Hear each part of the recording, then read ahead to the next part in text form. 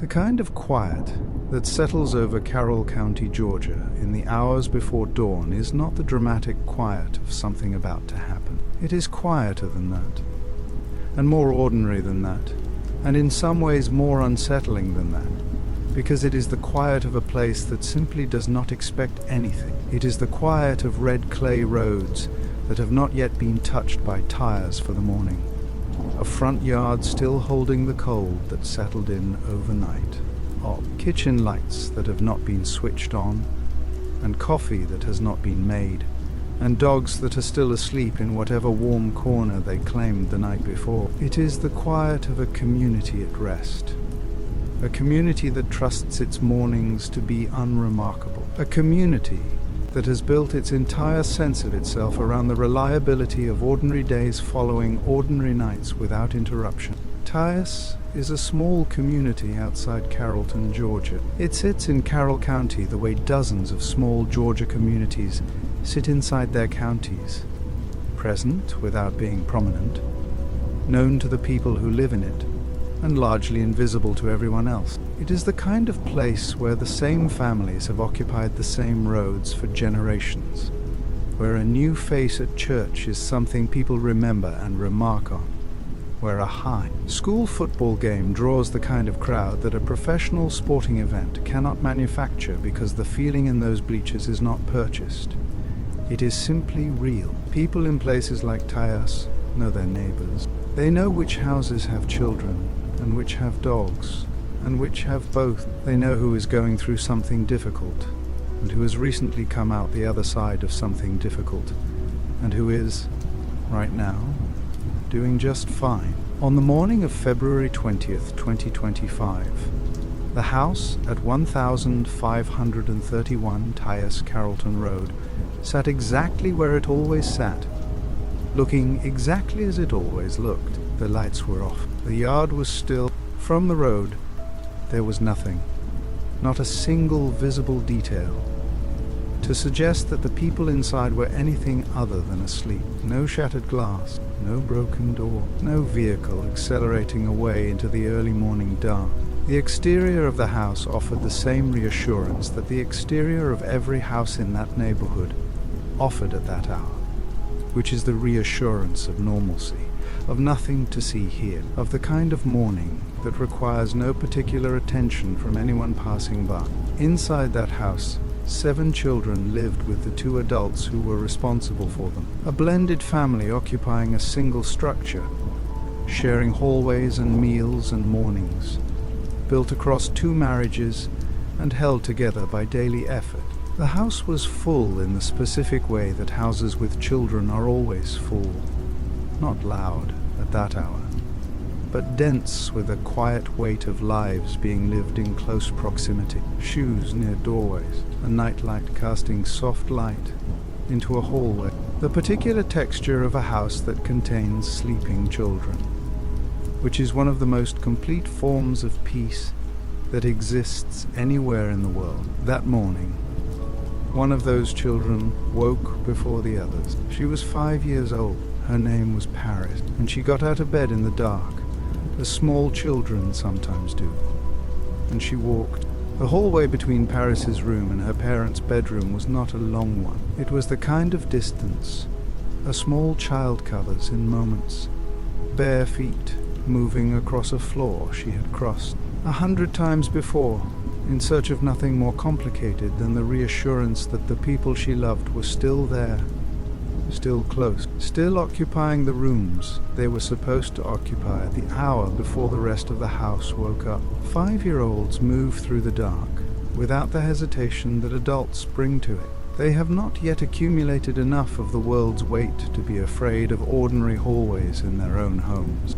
Paris was not afraid. She was simply moving toward the place where her parents were. The bedroom door was not fully closed. It had been left ajar, open by the width of a hand, the kind of gap that could mean nothing at all, or could mean everything, depending entirely on what was behind it. Paris reached the door and she pushed it open, the way she had pushed it open before, the way children push open doors in their own homes because there is no reason not to, because concept of a door in your own house being a threshold you should not cross has not yet occurred to you, because you are 5 years old and the world is still, in most of its rooms, a safe place. What Paris found on the other side of that door will not be described here in the language of a police report or a medical examiner's log. That language serves a function, a necessary, important function, but it is not the language that captures what it means for a 5-year-old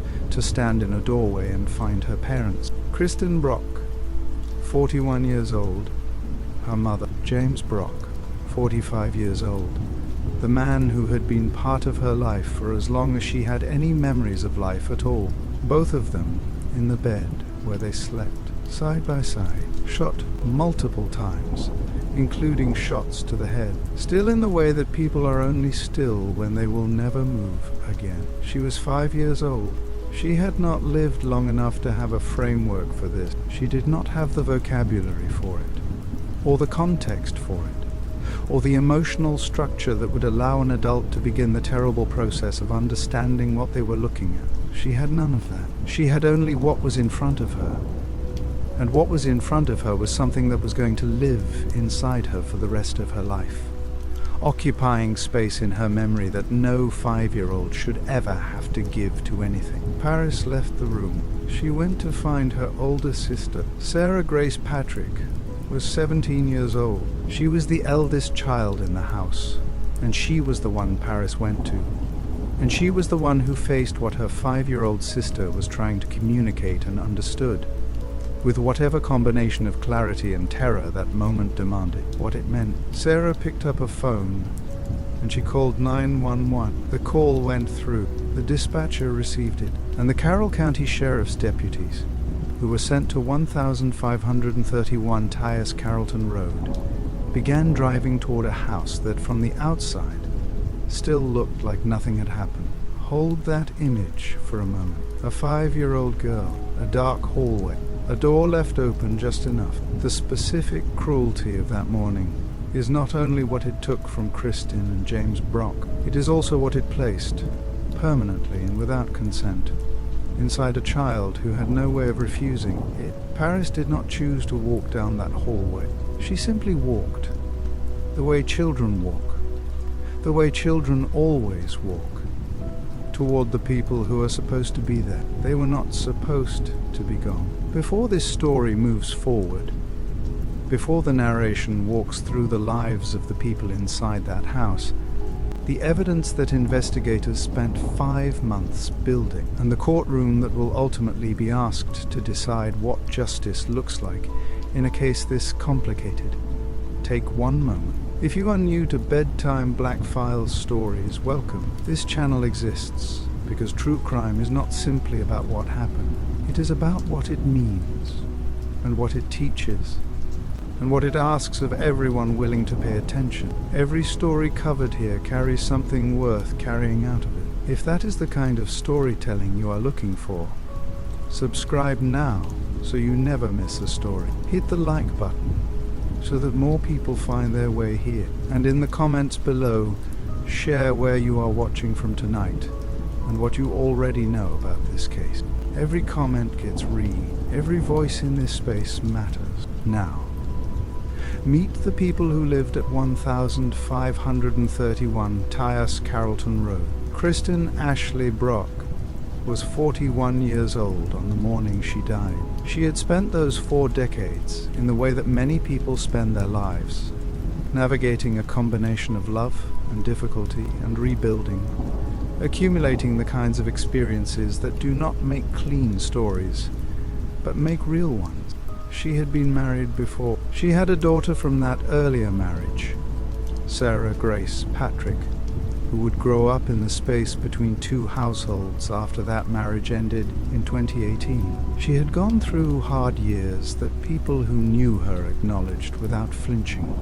Years when things were not stable and when the people around her were genuinely worried. And she had come through those years into something that, by the accounts of the people who saw her regularly in the final months of her life, looked like genuine stability, a woman who had found her footing and was holding it. At Catalyst Church, where the family had been attending since August 2024, Kristin was known as warm and generous, not in the vague, ceremonial way that people sometimes describe someone they did not know particularly well. In the specific way, the way that comes from watching a person show up repeatedly, from receiving their actual attention, from experiencing their actual kindness. Tasha Meza, who had met Kristin at a doctor's office and extended the invitation that brought the entire Brock household into that congregation, described her as someone who immediately felt like family.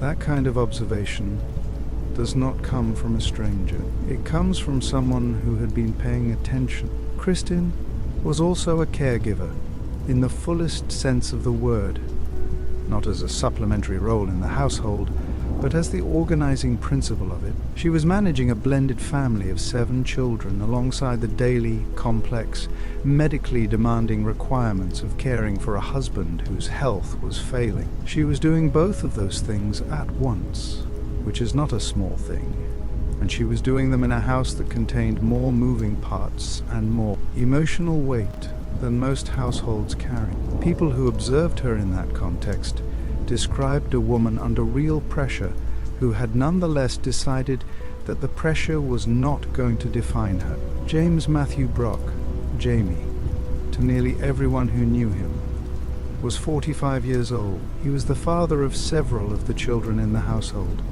including his oldest son Tristan, 12-year-old Jaden, and Paris, the youngest. He had a sense of humor that people remembered with a kind of fond specificity, not the general observation that someone was funny, but the particular warmth that comes from having been made to laugh by a specific person in a specific way. His sister Kim Bowling would later stand in a courtroom and describe thinking about him every day. His 12-year-old son Jaden would write a letter that a family friend had to read aloud because Jaden could not bring himself to speak the words in public.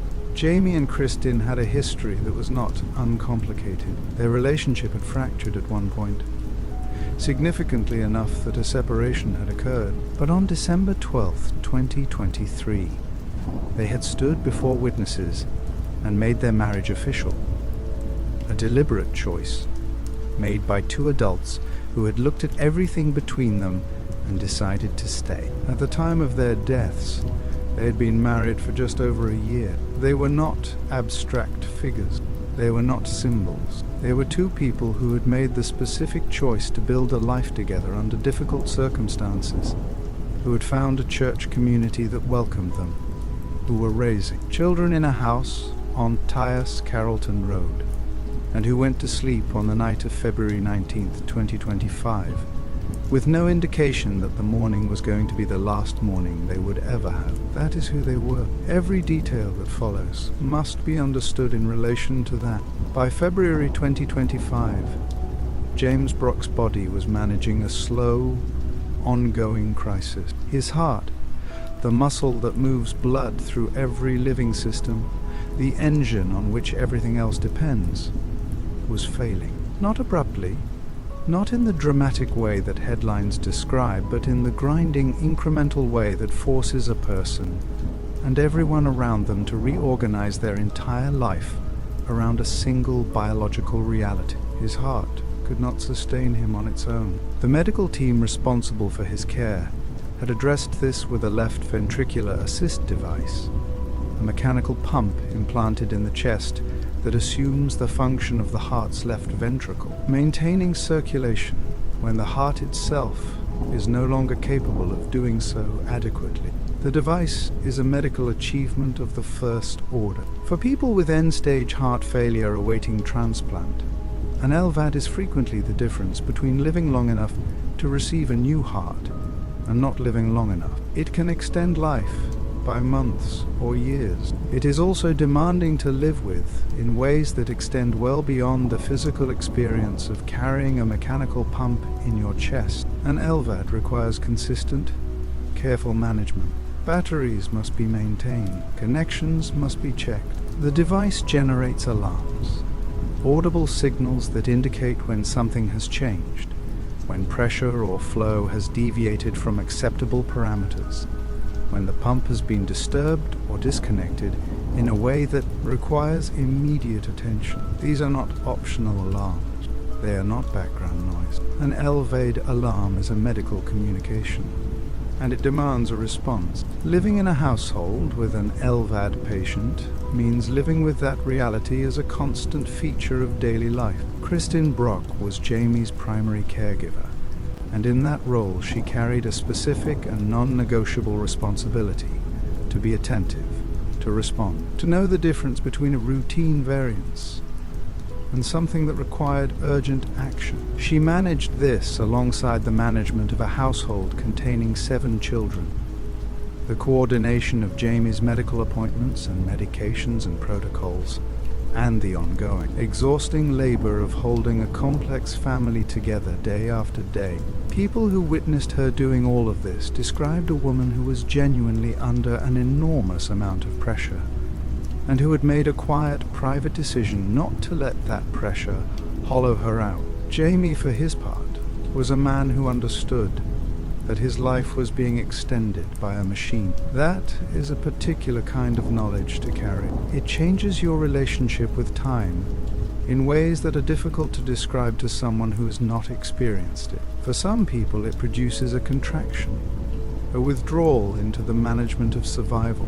For others, it produces something closer to the opposite, a deliberate commitment to being fully present in the life being extended, to not wasting the days that the device is purchasing. By every account offered by people who knew Jamie Brock in the final period of his life, he fell into the second category. He showed up, he engaged, he remained in every way that mattered to the people around him, entirely himself. The man with a particular sense of humor, the man his sister thought about every day, the man whose youngest daughter walked down a hallway to find him one February morning and found something she was not built to carry. 2 people navigating an enormous weight, medical, logistical, emotional, and doing so within the structure of a marriage they had chosen to rebuild and a family they had chosen to raise together. That is the household that existed at 1531 Tejas Carrollton Road in the months before February 20th, 2025. Not a household without difficulty, but a household where people were trying. That matters. It matters because the distance between trying and what happened to them is the distance this entire story has been constructed to measure. In August 2024, something changed for the Brock family. They found Catalyst Church in Carrollton, and by every account from the people who were there when it happened, they did not arrive cautiously or tentatively, or with the guarded quality of people who have been disappointed by the community before and are not yet willing to commit. They arrived, and they stayed. They became part of the congregation with the kind of consistency that communicates genuine investment, showing up Sunday mornings, showing up midweek, taking on service roles that nobody glamorizes, because those roles do not exist to be glamorized. The path to Catalyst had begun through an encounter that was entirely ordinary in its origin. Tasha Meza, a member of the congregation, had met Kristin Brock at a doctor's office, the kind of encounter that happens 100 times a day in waiting rooms across the country, and almost never amounts to anything beyond a brief exchange between strangers. In this case, Tasha extended an invitation, and Kristin accepted it, and the entire Brock household followed.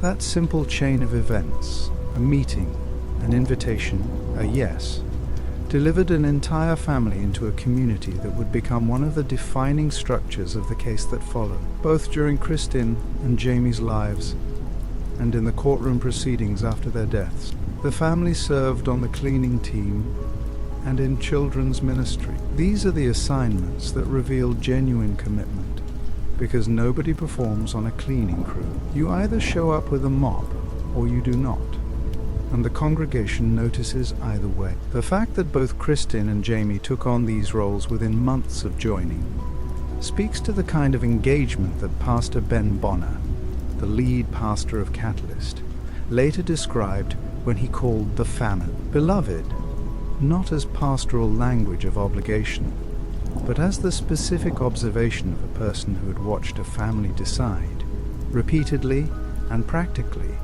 to invest themselves in the community they had joined. Sarah Grace Patrick was baptized at Catalyst Church in the period after the family began attending. She brought her boyfriend to services. She attended on Sunday mornings and on midweek evenings. The people who knew her in that context described a teenager who appeared genuinely present, not in the performative way that is easy to identify and easy to dismiss, but in the quieter, more sustained way that comes from someone who has actually decided to be somewhere and is doing the work of being there. Tasha Meza would later describe Sarah as someone she had watched and cared for as part of the broader community. The congregation that welcomed the Brocks into its life in August 2024 would, within the year, be asked to reckon with something it had no framework to process. Pastor Bonner would testify at a bond hearing on Sarah's behalf. Tasha Meza would speak to Sarah's character. Church members would wear shirts declaring their support for Sarah in a courtroom where the Brock family sat on the opposite side of the room. The faith community that had come to love everyone in that household found itself, by the summer of 2025, unable to hold all of its loves at once without contradiction. That fracture, and what it cost the people inside it, is part of the story this case tells about what happens to a community when something breaks in the middle of it. But in August 2024, none of that had happened yet. Catalyst Church was simply the place where a family had found their footing, where Kristin and Jamie were known by name and valued in practice, and where a 17-year-old girl had stood before her congregation and been baptized into something she said she believed in. At some point in the early hours of February 20th, 2025, after Paris walked down the hallway, after she pushed open the bedroom door, after she found what she found and went to her older sister, Sarah Grace Patrick called 911. She was 17 years old. She was reportedly sobbing. She communicated that her parents were in their bedroom and were not responding, and the Carroll County Sheriff's deputies, who were dispatched to 1531 Tyus Carrollton Road, began the drive toward a house that, from the road, still showed no outward sign of anything wrong. The deputies entered the house and found Kristin Brock and James Brock lying side by side in their bed. Both had been shot multiple times, including shots to the head. Both were dead.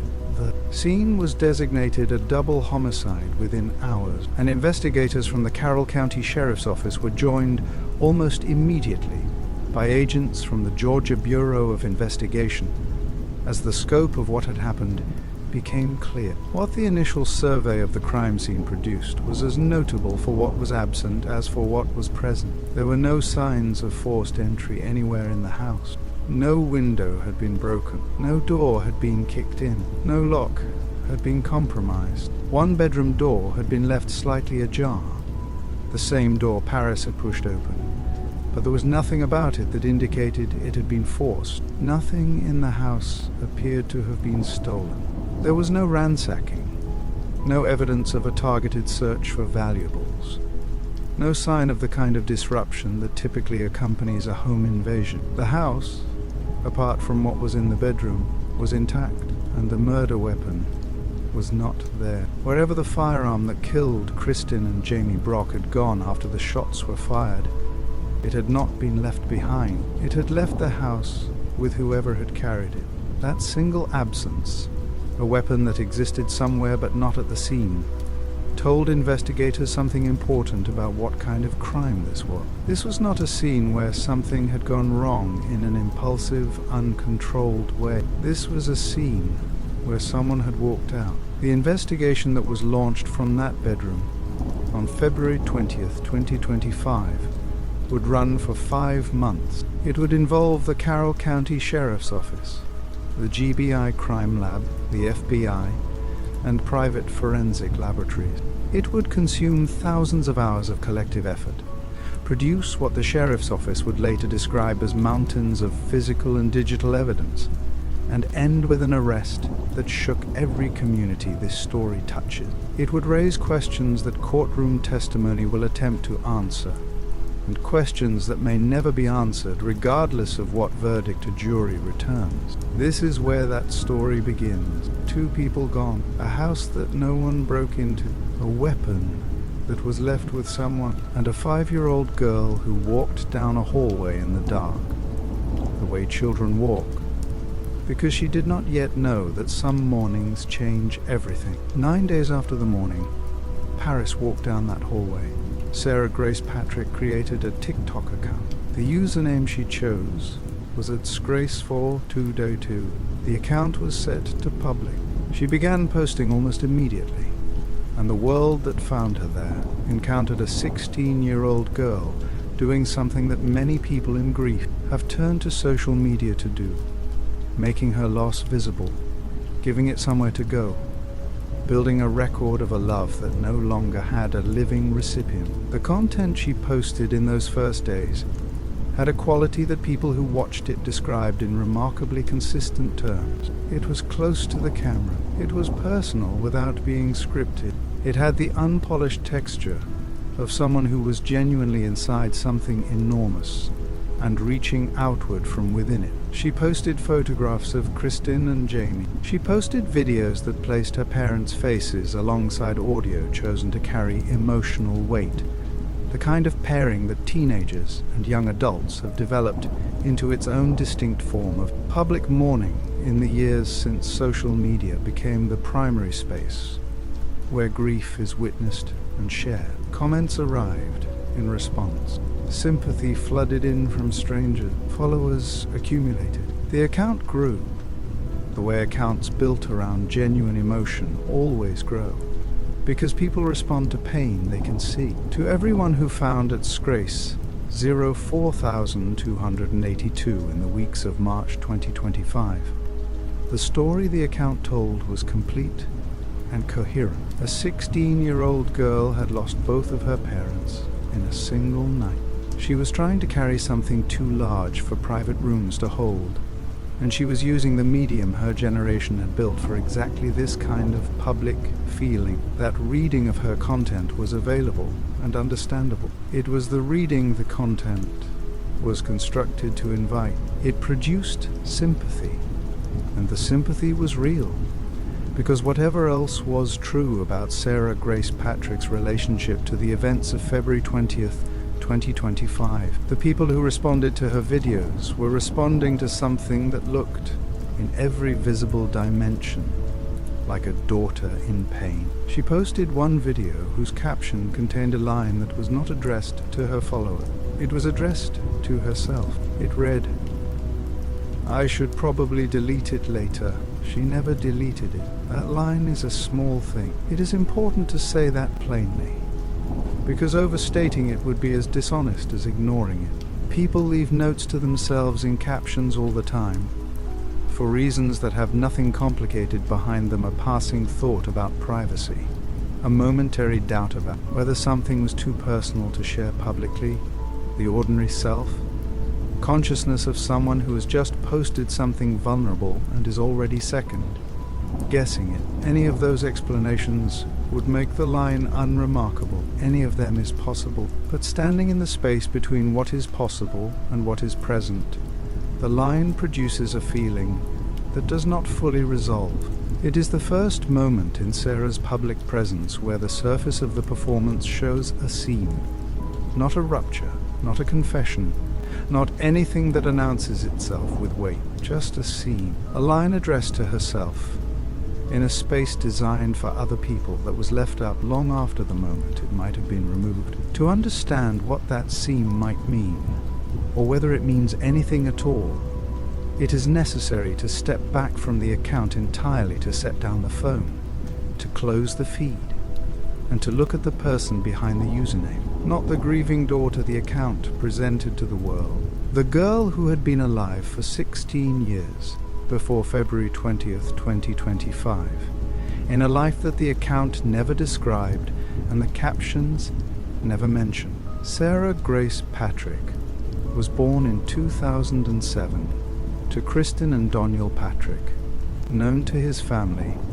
and to Sarah throughout her life as DJ. The marriage between Kristin and DJ lasted a decade. It did not end quietly. In 2018, DJ filed for divorce, and the proceedings that followed were contentious in the specific way that divorces become contentious when adults who once built a life together find themselves unable to agree on what that life meant and what it produced.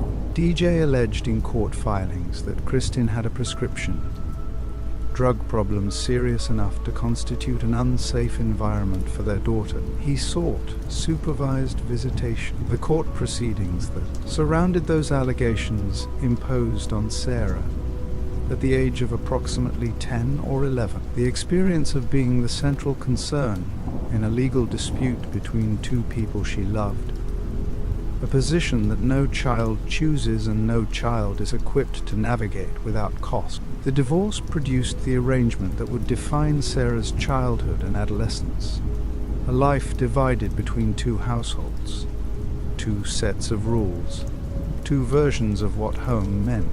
Her mother's household, which eventually became the Brock household, and her father's household, to which she was also connected, and which she described in communications that would later surface in various forms as the more lenient of the two environments. DJ Patrick was not an absent figure in Sarah's life. He was present. He was a father she spoke about and defended and maintained a relationship with across the years of her parents' separation and the years of Kristin's relationship with Jamie Brock.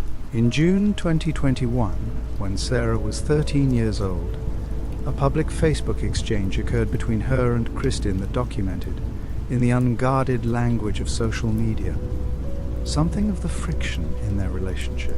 Sarah told her mother to grow up. She accused Kristin of conduct she found inexcusable, and in the same exchange, she explicitly defended DJ, stating that he had never laid a hand on her and positioning herself at 13 as an advocate for her father in a conflict that had been running for years before she was old enough to articulate it in public. It was a teenager doing what teenagers in divided households often do, taking a position, drawing a line, making loyalty visible, because visibility is the only tool available when the actual terrain is too complicated to navigate directly. By the time Sarah entered high school at Central High School in Carrollton, the shape of her life had a specific texture to it. She was a student who worked at Pelican's Snowballs in the spring of 2024, and later at a Subway restaurant in Carrollton, where the supervisor who oversaw her work would later write a character letter on her behalf. She was, by all accounts from people who spent time with her outside the Brock house, a teenager who presented as shy until she was comfortable, and then revealed herself to be warm, funny, and genuinely attentive to the people she cared about. Carrie Jensen, whose daughter Caitlin became Sarah's closest friend, described a girl who was humble, who was kind, and who had a quality of forgiveness that Carrie found striking. Sarah had told her at one point that no matter what people had done, she would always choose to love them and forgive them. She was also a teenager who graduated from Central High School a year ahead of schedule.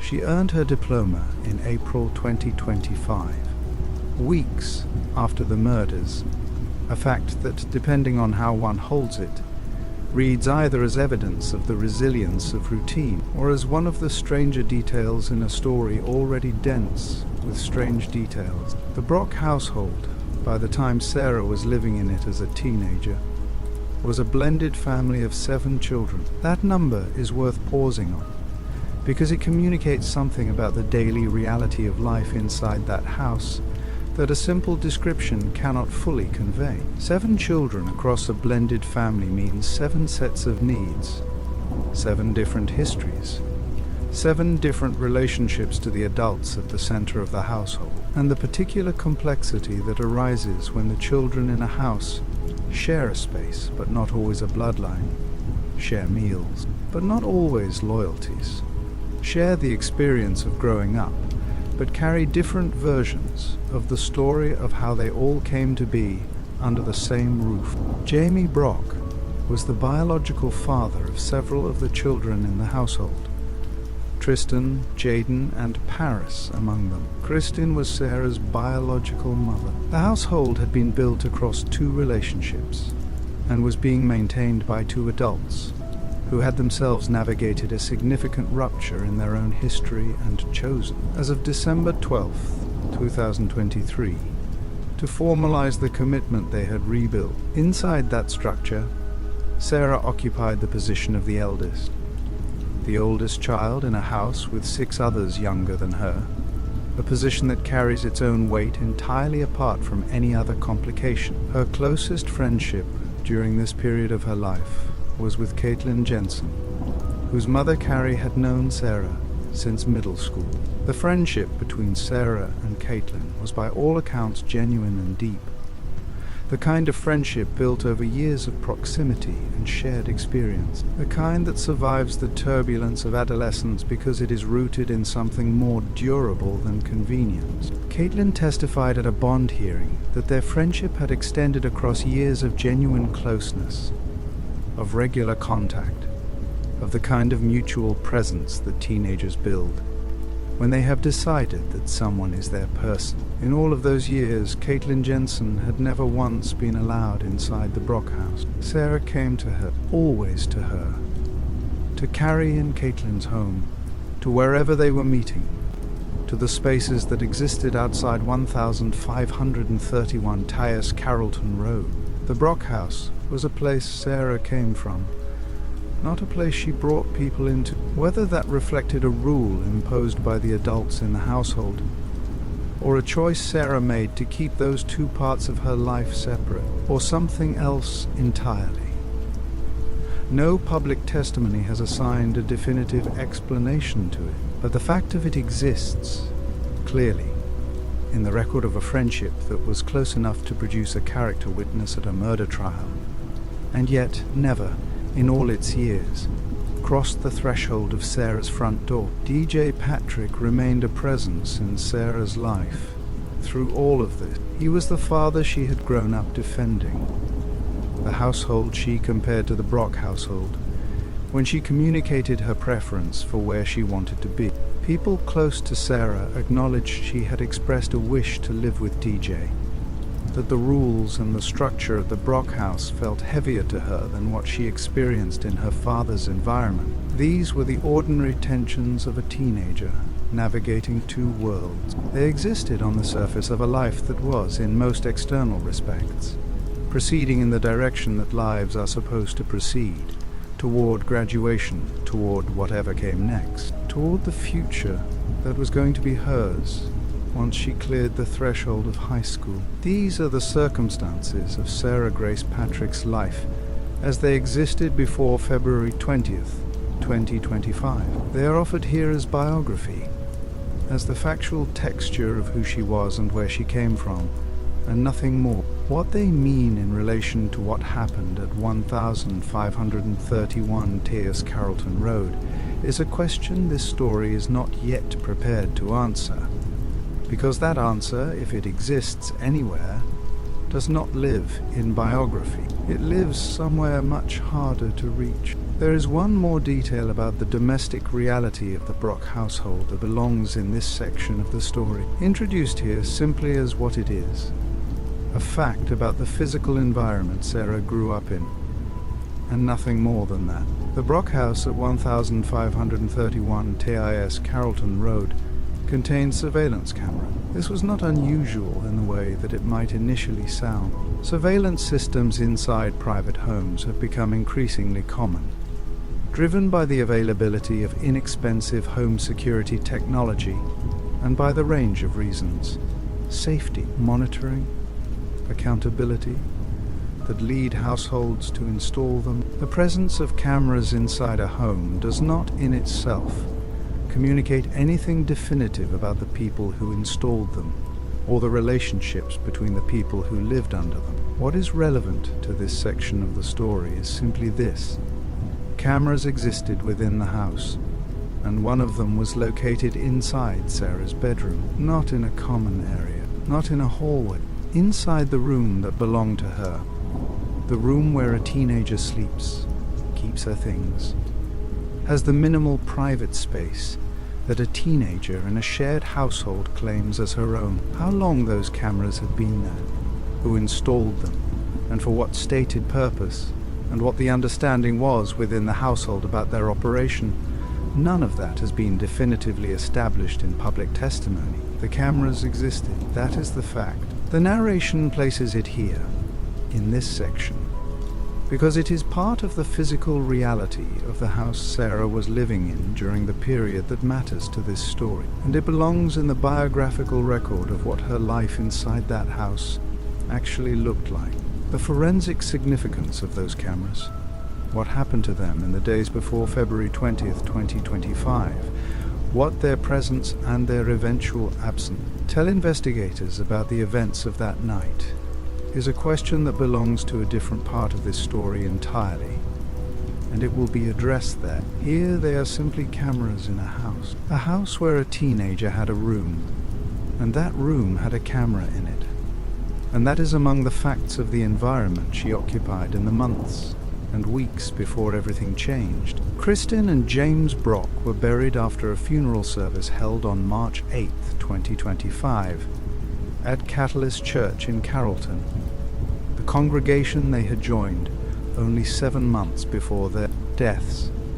The community that had welcomed their family with the kind of warmth that made Tasha Meza, who had brought them there, described them as people who felt like family almost immediately. The church was full. The people who had known Kristin and Jamie in that community came to say goodbye to them in the place where they had been known. Sarah Grace Patrick stood up and delivered the eulogy. She was 16 years old. She stood before a room full of people who were grieving in the church where she had been baptized, and she spoke about her parents. She quoted Deuteronomy 6:5, a verse about loving fully, with everything a person had. She read aloud a letter that Kristin had written to Jamie in 2018, a letter from the year the family was fracturing, written by a woman to a man she was not yet married to, preserved somewhere and retrieved by a daughter who chose, at the moment of public goodbye, to give it back to the room. She stood at that podium and she told the congregation, "You never know when somebody's time to go." And she closed the eulogy with 2 words, "I'm sorry." Those 2 words are not unusual in the language of eulogies. People say "I'm sorry" at funerals constantly. Sorry for the loss, sorry for the absence, sorry for the words not spoken, and the time not taken, and the ordinary accumulation of things left undone that grief always excavates. "I'm sorry" at a funeral can mean everything and nothing at the same time. It is a phrase so embedded in the grammar of loss that it passes without remark in most circumstances, absorbed into the larger texture of condolence and mourning. But Carroll County investigators, who were at that point 7 days into an investigation they had already classified as a planned double homicide, heard those 2 words with different ears. They listened to the eulogy, and they formed a specific opinion about it, an opinion that a spokesperson for the sheriff's office would later make public. The eulogy, in their assessment, was a calculated attempt to deflect suspicion, not a daughter's goodbye, a performance. A 16-year-old girl standing at the podium of her family's church saying, "I'm sorry" to a room full of people who had no reason to hear anything in those words except grief. That characterization is the state's characterization. It has not been proven. The defense has not conceded it. The eulogy was given in a public place in front of witnesses and the people who witnessed it, including Pastor Ben Bonner, including Caitlin Jensen, including the congregation members who had watched Sarah grow over the months the family attended Catalyst, largely describe it as painful and genuine. The people who loved her saw a daughter saying goodbye. The investigators who were watching saw something else. What did Sarah Grace Patrick see when she stood up there? What did she feel, if she felt anything? And what was she carrying when she looked out at that congregation and opened her mouth and spoke? Those are questions that no public testimony has answered, and they may be questions that no verdict, whatever it is, will fully resolve. The eulogy ended. The church held the sound of it, and 2 days later, Sarah helped plan the details of her parents' burial, and the investigation continued. And the TikTok account kept posting. There is something that sits at the center of everything you have just encountered in this section of the story, and it demands a moment of honest attention before the narration moves forward. It is this: grief and guilt do not look the way we expect them to look.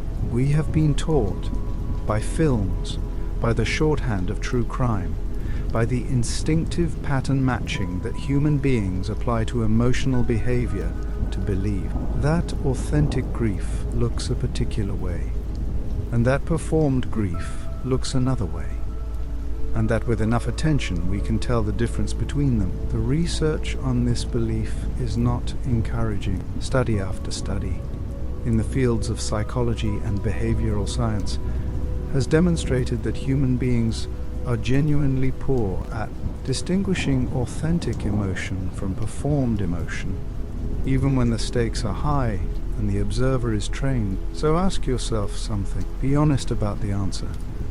Not because honesty is comfortable here, but because it is the only thing that serves you. Have you ever been around someone, a friend, a family member, a colleague, anyone, whose reaction to a painful event struck you as slightly wrong? Not dramatically wrong, not the cartoonish wrongness of a bad actor in a mediocre film, just slightly off, a degree or two from what you expected, in a way you could not name but could not fully dismiss. Have you ever sat with that feeling without knowing what to do with it? Have you ever watched someone grieve and wondered, without wanting to wonder, whether what you were seeing was entirely real? If the answer is yes, comment below and tell this community about it.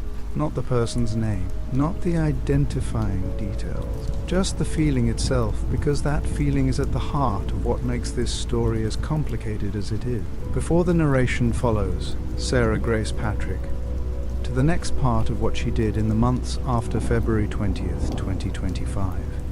Subscribe to Bedtime Black File Stories if you have not yet done so, because the part of this story that is coming next is the part where everything becomes harder to explain. Like this video, share it with someone who needs to hear this story. And stay right here, because the next few minutes are going to ask you to hold something genuinely difficult. In June 2025, 4 months after the murders, a TikTok creator with approximately 120,000 followers received a direct message from an account she did not recognize.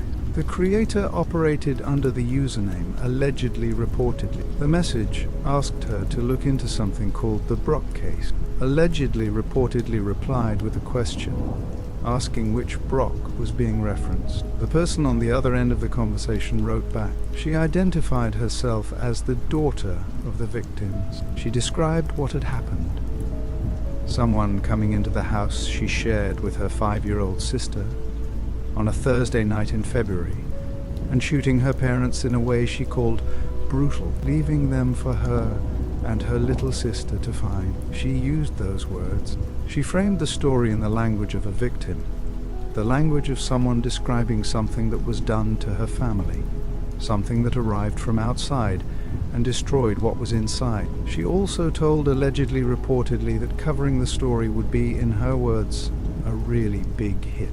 Those 5 words are worth holding for a moment because they represent a shift in register that is hard to explain away. A grieving daughter does not typically think about whether her parents' deaths constitute strong content. The category of hit, a piece of content that performs well, that drives views and shares and the kind of engagement that social media platforms reward.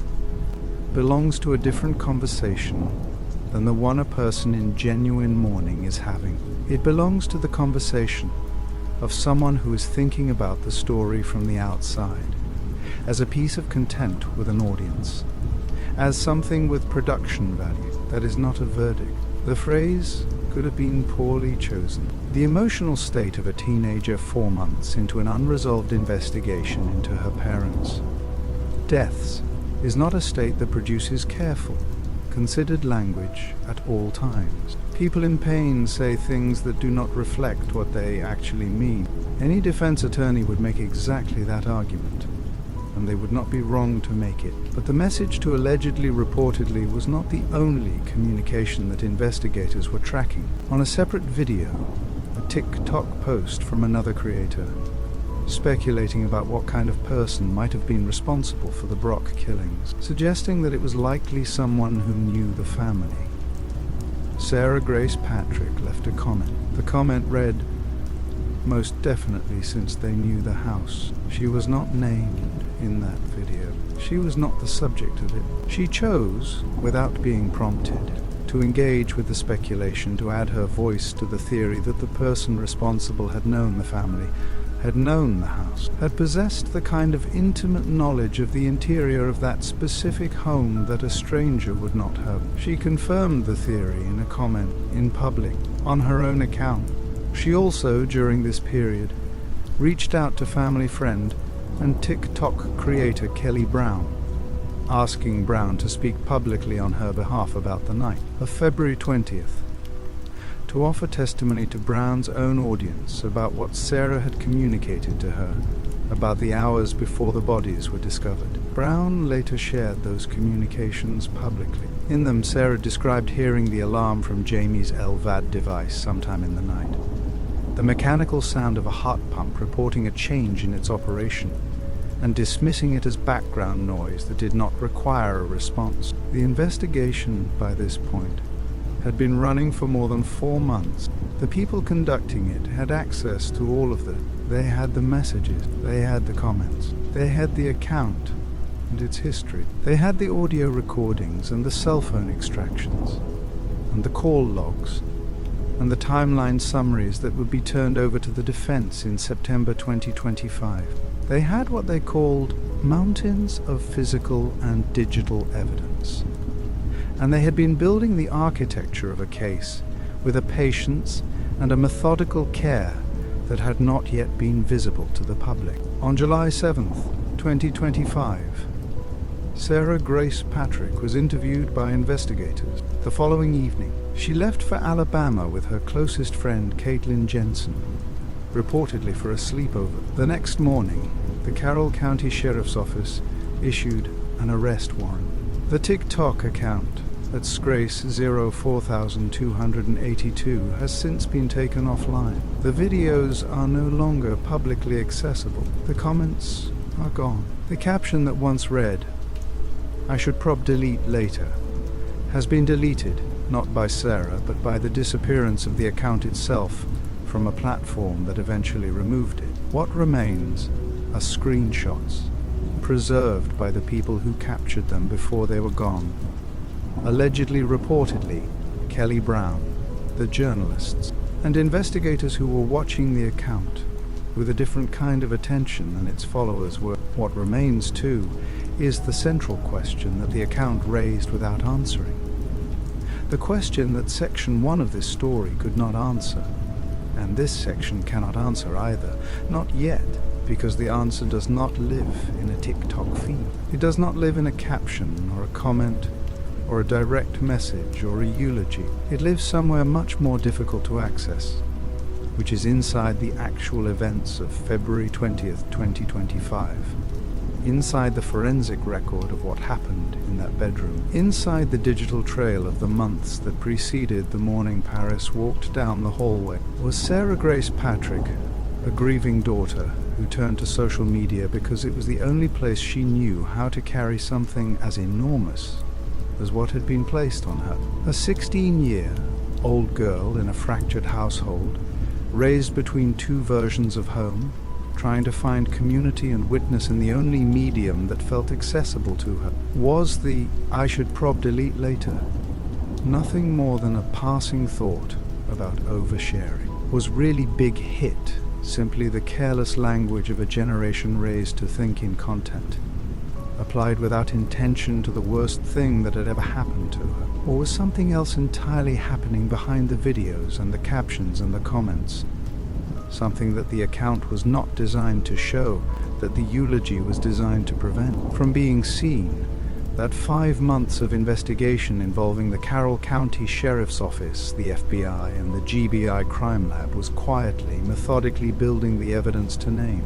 That question is not answered here. It is not answered here because this is where the story earns the trust of the people watching it, by refusing to reach a conclusion before the evidence has been examined, by holding the complexity of what it means to watch a person grieve without knowing whether the grief is real. The next part of this story goes into the evidence itself, the forensics, the ballistics, the things the investigation found, and what they mean and why they matter. Because the only way to answer the question that at Grace 04282 raised without answering is to go into the cold, patient, unsparing language of what the crime scene actually recorded, and to listen to what it has to say. The first thing investigators are trained to do when they arrive at a crime scene is resist interpretation. The second thing they are trained to do is look at everything. Not just what is there, but what is not there, because absence is not the same thing as emptiness. And a scene that appears to contain nothing relevant is often a scene that is communicating at full volume in a frequency that requires a particular kind of attention to hear. At 1531 Tyus Carrollton Road, on the morning of February 20th, 2025, the absences were as loud as anything the deputies found when they entered the bedroom, and confirmed what Paris had already communicated by going to find her sister. There was no forced entry. That absence eliminated an entire category of crime, the category in which a stranger, unknown to the household, had broken through a physical barrier to reach the people inside. Doors and windows have a physical memory. Glass does not repair itself. Frames do not return to alignment once they have been compromised. A house that was entered by force shows the evidence of that force with a consistency that is very difficult to fabricate in reverse. The house at 1531 Tyus Carrollton Road showed nothing of the kind. Every door was intact. Every window was intact. The only door that was anything other than closed was the bedroom door that had been left ajar. And left ajar is not the same as broken through. There was no stolen property. This eliminated a second category. Home invasions conducted with the intention of theft leave behind a specific pattern. Drawers pulled, surfaces cleared, containers opened, the residue of a search conducted quickly under pressure. A targeted robbery that escalates into violence typically shows the violence layered on top of the search, not in place of it. The Brock house showed no search. Nothing was missing. Nothing was displaced in the way that a targeted theft displaces things. Whoever entered that house that night had not come for anything inside it, except the people sleeping in the bedroom, and there was no weapon. This is the third absence, and it is the most significant of the three in one specific respect. It is volitional. Doors do not remove themselves from their hinges and disappear. Stolen items do not return to shelves. But a weapon does not leave a crime scene on its own.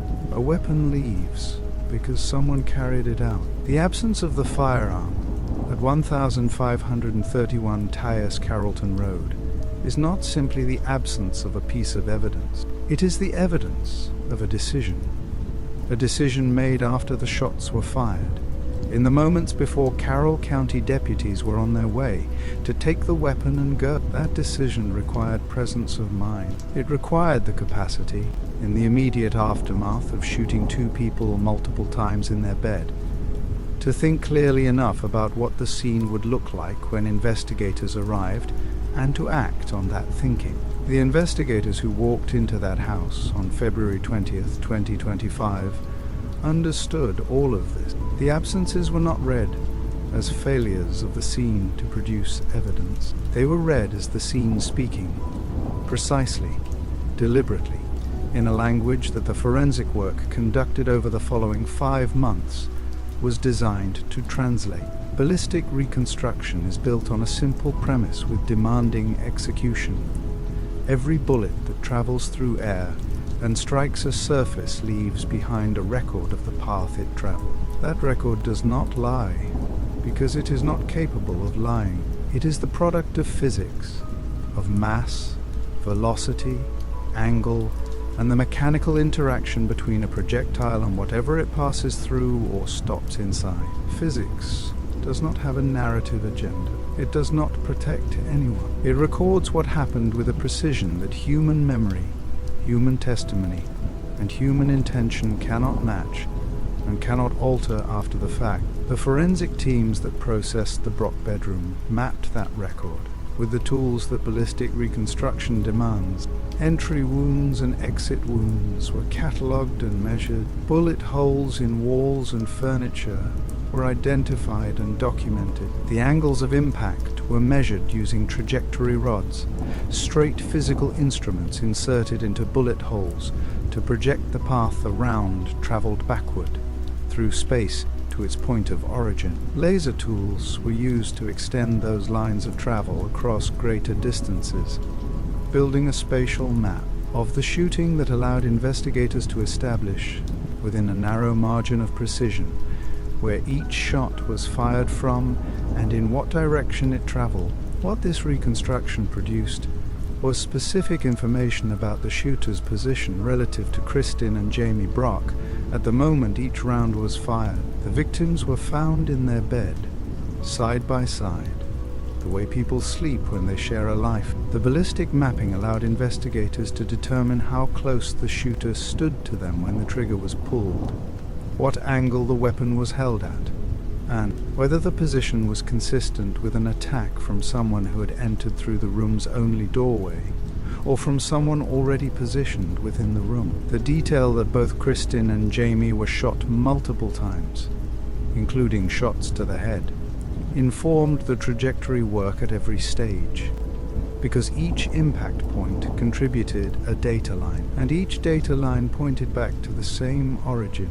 The reconstruction that emerged from this work was not a guess or an inference in the loose sense of the word. It was a geometric model, a three-dimensional map of where the shots came from, built from the physical evidence the shots themselves left behind. That map told investigators something important about who fired them, not by name, not yet, but in terms of proximity, position, and the kind of access to the interior of that room that the shot angles required. The shooter was not firing from a doorway. The shooter was inside. Bloodstain pattern analysis operates on the same foundational principle as ballistic reconstruction, that physical events leave physical records, and that those records are recoverable by people trained to read them. Blood, when it is released from a body by a high-velocity impact, does not simply fall. It travels. It disperses according to the force and direction of the impact, the angle at which it was projected, and the surfaces it contacts. The patterns those dispersions leave behind are legible to a trained analyst in ways that can establish timeline, position, proximity, and sequence. The walls of the Brock bedroom carried impact spatter, the fine, mist-like distribution of tiny droplets that is produced specifically by high-velocity gunshot wounds. This type of spatter is distinct from the larger droplets produced by lower-velocity events like falls or blows,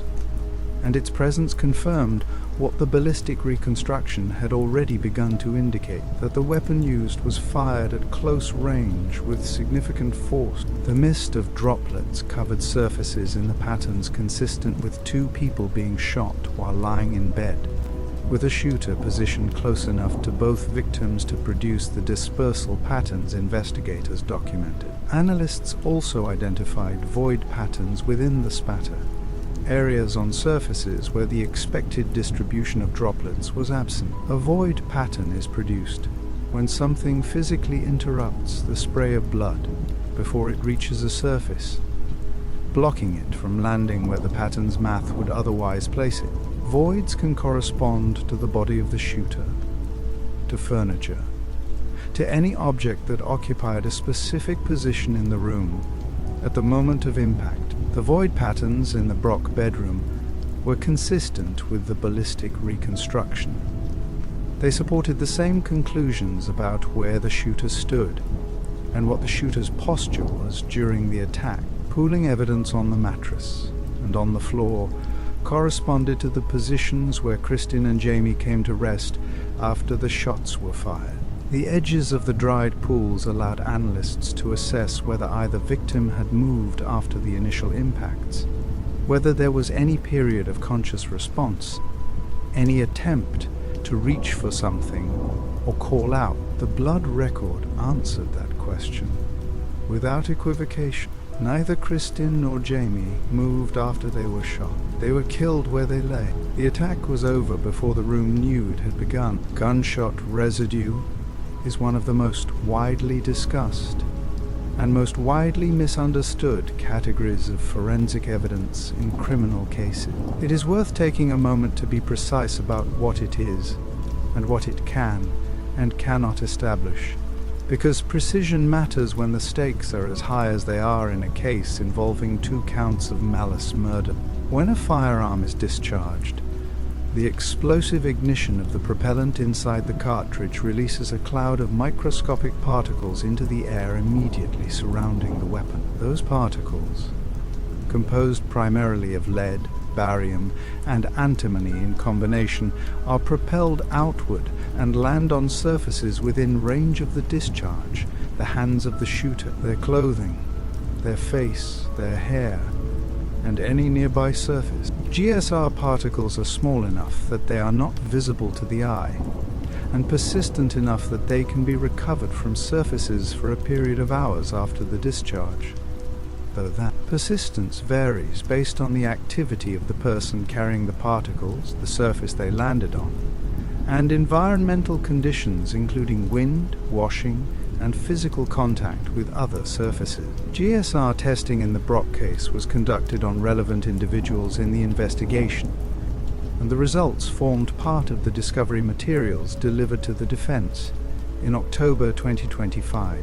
The specific findings of those tests have not been publicly disclosed. What is known is that the state chose to include the GSR reports in the evidence it was prepared to present, which means, at minimum, that the results were considered probative rather than exculpatory by the prosecution. What GSR testing can establish when results are positive: that the tested individual was in proximity to a firearm when it was discharged. What it cannot establish on its own: that the individual fired the weapon rather than simply being near someone who did, or near a surface that carried transferred particles. Defense attorneys routinely challenge GSR evidence on the grounds of secondary transfer, the possibility that particles moved from an original surface to a tested individual through physical contact rather than direct proximity to a discharge. The GSR results in this case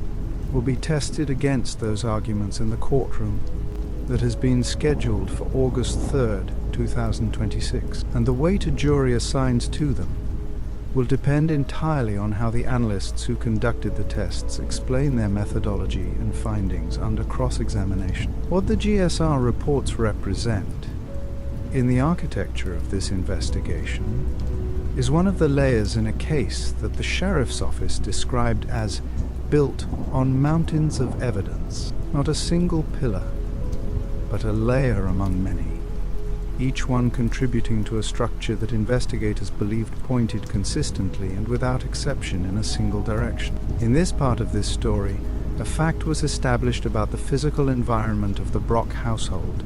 Surveillance cameras had been installed inside the home, including one inside Sarah Grace Patrick's bedroom. That fact was offered there as a domestic detail. a piece of the picture of what daily life inside 1531 Taos Carrollton Road looked like. Nothing more was said about it at that point, because what needs to be said about it belongs here, in the forensic record, where the cameras stop being background detail and become evidence. The camera inside Sarah's bedroom was not in place when investigators processed the house on February 20th, 2025. It had been removed, not by investigators, not after the fact, but before, in the days immediately preceding the murder. The camera that had been positioned to record activity in that room was taken down in the specific window of time that preceded the killings. It was gone before anything happened. It was gone before Paris walked down the hallway. It was gone before the 911 call. Someone had decided in the days before Kristin and Jamie Brock were shot in their bed that the camera recording Sarah's bedroom should no longer be recording. The camera covering the victim's bedroom was not operating on the night of the killings. It was not recorded when the shots were fired. Whatever happened in that room in the hours before Carroll County deputies arrived, the approach, the entry, the attack, the departure, was not captured. The camera that should have been running was not running. It had gone dark. In investigative terms, the significance of this is not subtle. Camera systems inside a private home do not deactivate themselves. Cameras do not remove themselves from walls. These are actions that require a person, a specific person, with knowledge of the system's operation, with the physical access to reach the equipment, and with the intention to act on both. The disabling of a security system before a crime is not a coincidence that investigators are trained to receive neutral. It is one of the most direct forms of evidence of premeditation available. In a case where the crime itself was committed without witnesses capable of testifying to what they saw. The state's filings in the case of Carroll County Superior Court, case number 25 Court 711, reflect exactly this interpretation. The cameras going dark, one removed from Sarah's bedroom in the preceding days, one covering her parents' room dark on the night itself, are presented by the prosecution as evidence that the killings were planned, that whoever carried them out understood the recording system well enough to neutralize it, and that the neutralization happened before the act, not after. That is the specific claim the defense will need to answer when the trial that has been scheduled for August 3rd, 2026, finally begins. The defense has not publicly addressed the camera evidence directly in its own statements.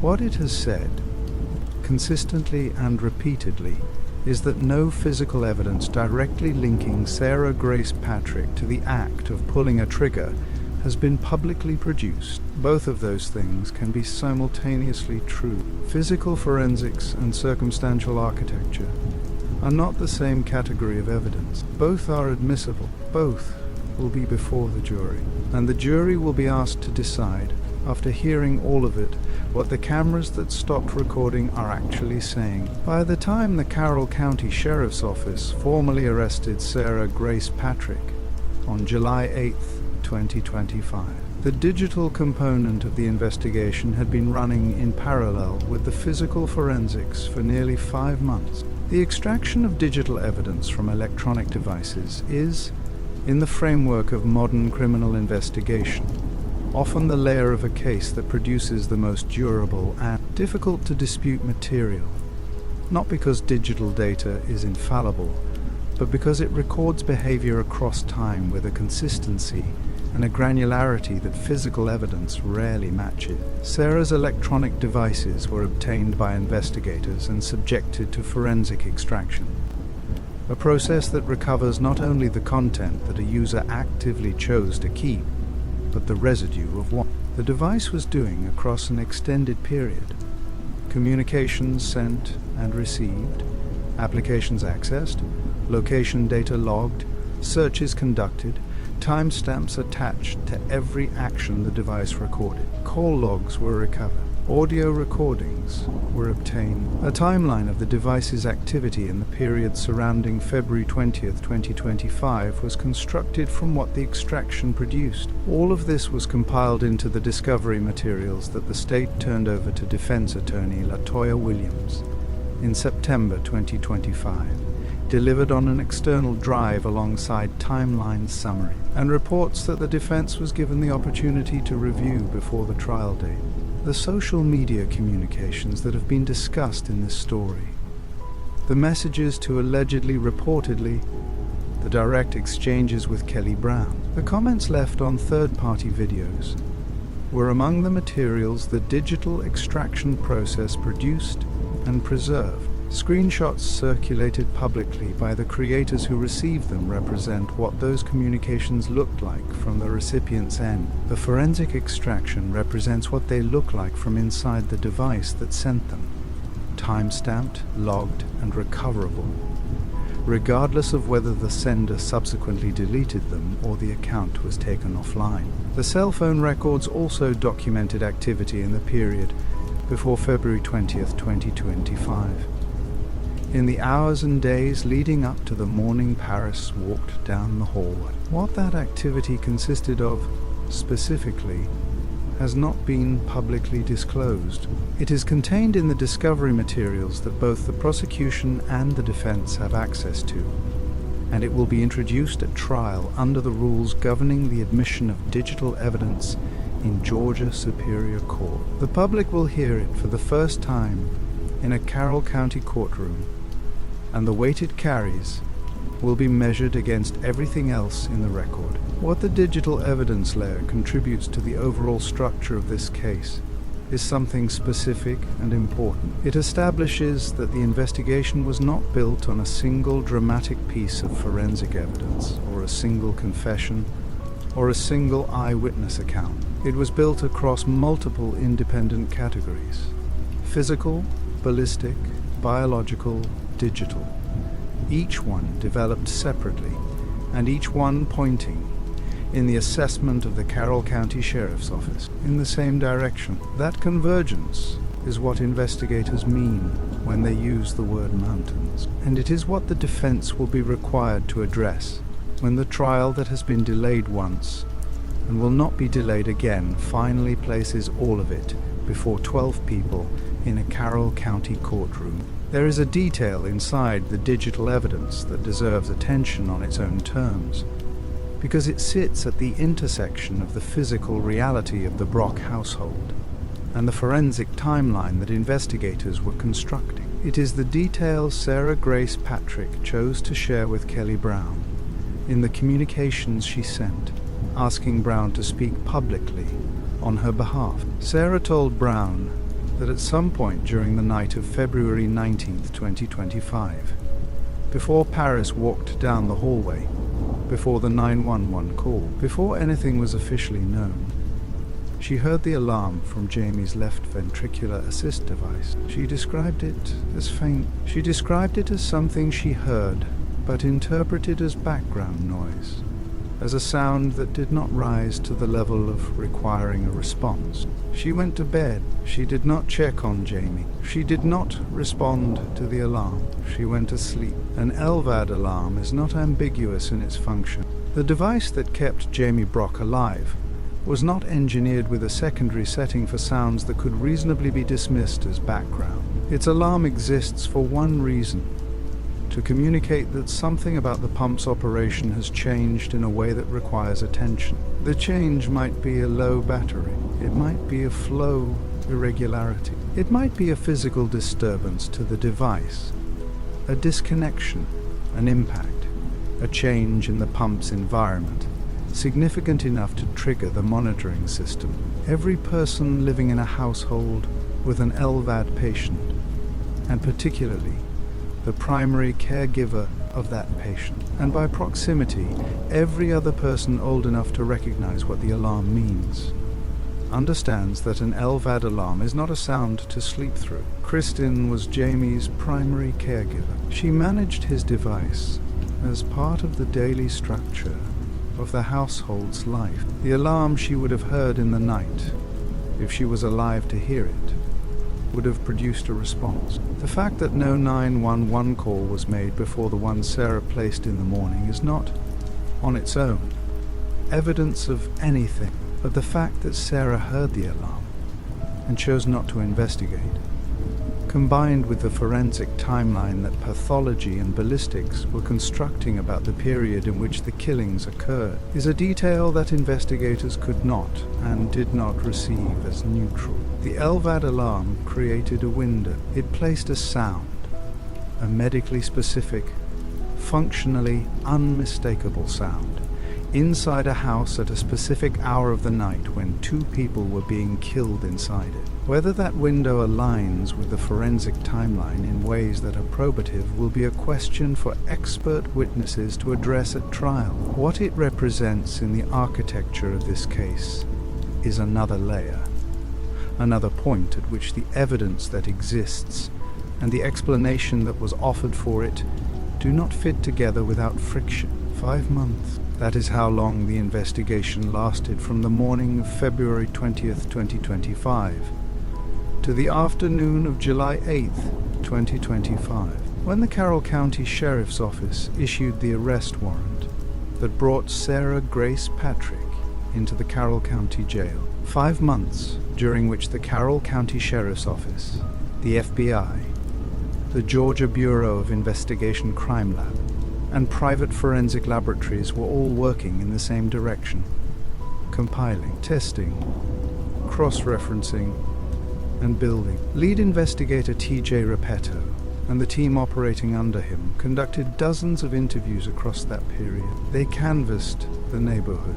They obtained doorbell camera footage from surrounding properties. They processed the digital extractions and the GSR results and the ballistic reconstruction and the bloodstain analysis and the surveillance camera records and the social media communications and the call logs and the audio recordings. They assembled all of it into a case file that the Sheriff's Office spokesperson Ashley Halsey described at the press conference announcing the arrest as mountains of physical and digital evidence, a description that communicated not just volume but convergence, the specific quality of a case built across multiple independent categories that all resolved in the same place. Halsey said something else at that press conference. She said, "From the very moment the 911 call was received, a relentless investigation began, one that would span months, consume thousands of hours, and require the full weight of local and federal law enforcement." She also said, in the same statement, words that have stayed attached to this case in every coverage it has received since. "We don't know what goes through the mind of a child who wants to harm their parents." That sentence is the most honest thing anyone connected to the official investigation has said publicly about this case. It acknowledges what 5 months of forensic work and digital extraction and ballistic reconstruction cannot answer, which is the question that the evidence, for all of its precision and all of its volume, has not yet reached. The evidence can establish position and proximity and pattern and timeline. It can tell you where someone stood and what they touched and what their phone recorded and when a camera went dark. It cannot tell you why, and it is the why, the specific interior of a decision that no forensic instrument can access, that the next section of this story prepares to face. The investigation built its case from the outside in ballistics, blood, residue, cameras, devices, the physical and digital architecture of a night that the evidence describes with remarkable specificity. What the evidence cannot describe is the inside of the person who allegedly stood inside that room. That question belongs to a different kind of examination entirely. It belongs to the courtroom, and it belongs to the section of this story that comes next. On July 8th, 2025, at 1:53 in the afternoon, the Carroll County Sheriff's Office issued an arrest warrant for Sarah Grace Patrick. She was 17 years old. She had no criminal record. She had graduated from Central High School a year ahead of schedule. She had spent the previous 5 months posting tribute videos online, delivering her parents' eulogy, messaging true crime creators, and living inside the public identity of a daughter in mourning. And when investigators called her to notify her that the warrant had been issued, she did not run. She had been in Alabama. She had traveled there the day before with her closest friend Caitlin Jensen, a trip described as a sleepover. The kind of ordinary low-stakes plan that teenagers make when there is nothing urgent anchoring them to one particular place. When the call came, she turned around. She came back to Carroll County, Georgia, and she walked into the Carroll County Jail, accompanied by her biological father, Daniel Patrick, the man she had defended publicly since she was 13 years old, the man she had described as the more lenient of the two households, the man who would stand beside her on the day her freedom became a legal question, rather than a personal one. She was booked on 2 counts of murder and 2 counts of aggravated assault, charged as an adult. She was 17 years old, and she was going to be tried as though she were not. The act of surrender is worth sitting with, because it is not neutral information. People who are cornered surrender. People who are caught surrender. People who calculate that the alternative to surrender is worse surrender. But the calculation itself, the decision to come back from Alabama, to walk through that door, to present oneself at a booking desk with a father alongside, is a decision that communicates something about the person making it, even if what it communicates is not immediately clear. It is not the behavior of someone who did not know the warrant was coming. It is not the behavior of someone who was unaware of what the investigation had produced. It is the behavior of someone who had made a choice about how to meet a moment that had been building, whether she knew it or not, since the morning of February 20th, 2025. Ashley Halsey, the Carroll County Sheriff's Office spokesperson, who announced the arrest at a public press conference, used language that had the specific weight of a statement composed over 5 months of careful work. She said the investigation had been relentless. She said it had consumed thousands of hours. She said it had required the full weight of local and federal law enforcement. And she said, in words that attached themselves to this case immediately and have not left it since, that investigators did not know what goes through the mind of a child who wants to harm her parents. She also said something that many observers have returned to repeatedly in the months that followed, that Paris, the 5-year-old who walked down that hallway, was probably the saddest victim in all of this. Not the only victim, the saddest one. On August 19th, 2025, 5 weeks after the arrest, the Carroll County grand jury that had been convened to review the state's evidence returned an 8-count indictment. The original 2 counts of murder and 2 counts of aggravated assault were expanded to include charges of malice murder, felony murder, and 2 counts of possession of a firearm during the commission of a felony. The case number assigned was 25 CR 0711. The judge assigned to preside was Judge Dustin W. Hightower. The defense attorney who had been appointed to represent Sarah was LaToya Williams. On September 9th, 2025, Sarah Grace Patrick entered a plea of not guilty to all 8 counts. The first bond hearing in the case of Carroll County Superior Court, case No. 25 CR 0711, was held on August 19th, 2025. The same day the grand jury returned its expanded indictment. It was scheduled to resolve a single legal question: whether the accused, a 17-year-old with no criminal history, should be released on bond while her case moved through the pretrial process toward the trial date that Judge Hightower had set, with the stated intention of keeping Sarah's pretrial detention as short as possible. What it became in practice was the first public arena in which the full weight of the community's division was visible and documented. The hearing lasted approximately 2 hours. In those 2 hours, people who had known Sarah Grace Patrick and people who had loved Kristin and Jamie Brock sat in the same room and looked at the same 17-year-old girl and arrived at conclusions so opposite that they might have been looking at different people entirely. The courtroom had a physical geography that told the story before a single witness took the stand. On one side sat people wearing shirts that read, "I stand with Sarah Grace." They were members of Catalyst Church, members of Kristin's biological family, the Nolan side, friends who had known Sarah since she was a quiet, shy girl in middle school who slowly became someone they described as warm and kind and genuinely good. They were people who had watched her grieve, had watched her baptism, had watched her deliver a eulogy, and who had found in all of that nothing that looked like guilt. They were people who believed, with the full conviction that comes from personal relationship rather than legal argument, that the wrong person was sitting at the defense table.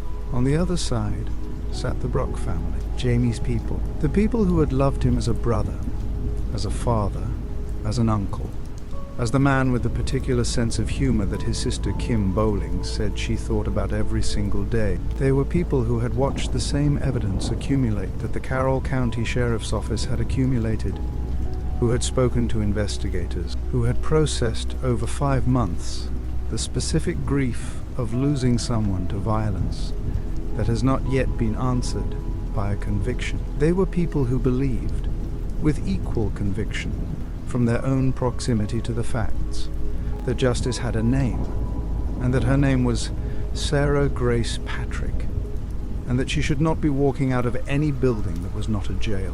Both groups of people were in genuine pain. That is the first thing to understand about the fracture this case created in Carroll County, because it is the thing that is easiest to lose in a case that generates the volume of coverage and commentary this one has generated. The division was not between people who cared and people who did not. It was between people who cared in directions that could not be reconciled.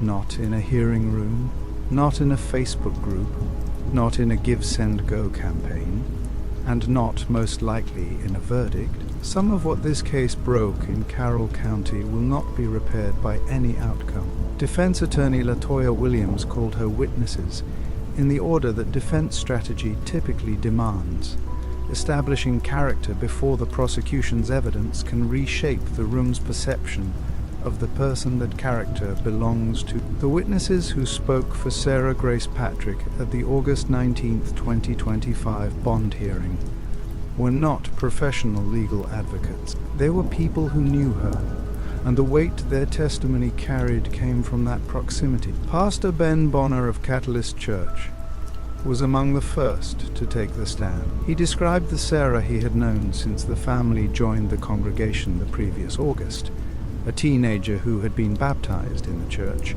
who attended services consistently on Sundays and midweek, who had brought her boyfriend, who had continued attending even after the murders, and who had called him from inside the Carroll County Jail to pray together. That last detail, a 17-year-old behind bars, calling her pastor to pray, was not offered as proof of innocence. It was offered as proof of the person asking, of the interior of someone whose faith had remained something she returned to even after the worst period of her life had become worse. Pastor Bonner told the court that Catalyst Church was prepared to walk alongside Sarah if she were released, that the community she had joined would be part of whatever structure the court required for her supervision. Caitlin Jensen, Sarah's closest friend, took the stand as well. Caitlin had known Sarah since middle school, years of friendship that had produced the specific kind of closeness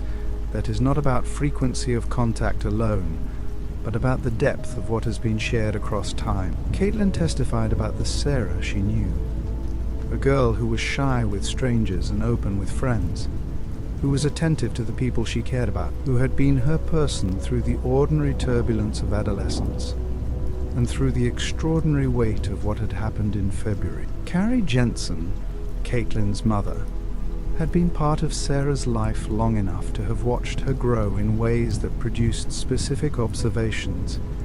That Sarah was humble, that she was forgiving in a way that Carrie found genuinely striking, that she had described her capacity to love people, regardless of what they had done, in terms that Carrie had never forgotten.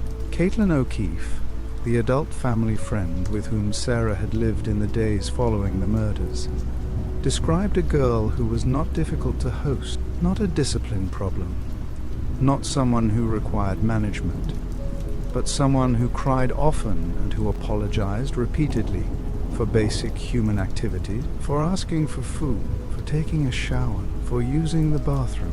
The picture that emerged from O'Keefe's testimony was not of a teenager living comfortably with what she had done. It was of a teenager so accustomed to making herself small inside a household that the behavior had followed her out of it. Shavina Rogers, an investigator from the Georgia Public Defender Council, confirmed for the record what the official background check had produced. Sarah Grace Patrick had no criminal history of any kind, not a juvenile record, not an infraction, nothing that would allow the prosecution to point to a pattern of prior conduct and argue that what happened on February 20th, 2025 was consistent with an established history of violence or disregard for the law. On the other side of the courtroom, the Brock family presented a different account of the same 17-year-old, not because they were lying, and not because the people who had testified for Sarah were lying, but because they had occupied a different position relative to her, a position closer to the interior of the household she had grown up in, closer to the daily reality of what Jamie Brock had told the people who loved him about the girl he was raising alongside his own children. Kim Bowling, Jamie's sister, testified with the specific weight of someone who has been holding something for 5 months and has finally been given a room in which to set it down. She spoke about her brother, about thinking about him every day, about the particular quality of his absence, about the picture she had constructed in her mind of what his final hours must have looked like. She told the court that she was afraid, not abstractly, not in the procedural language of a legal argument about public safety, but specifically and personally afraid for herself and for the people she loved, because a person who could carry out what the state alleged had been carried out in that bedroom was not a person who had been stopped by the act of arrest. She said, "If the defendant can kill her own parents in such a violent manner, I fear for my own safety and the safety of my family and friends." Those words were not rhetorical. They were the statement of a woman who had spent 5 months processing what it meant to lose a brother to a specific kind of violence, and who had arrived at fear as the honest response to that processing. Kristin Brock, Jamie's oldest son, also spoke. He said that living with what had happened felt like a nightmare.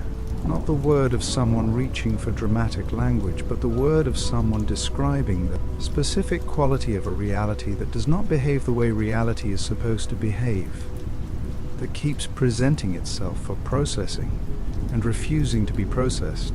He was a young man standing in a courtroom, asking a judge not to release the person the state said had killed his father, and the weight of that position, the specific grinding exhaustion of it, was audible in the words he chose.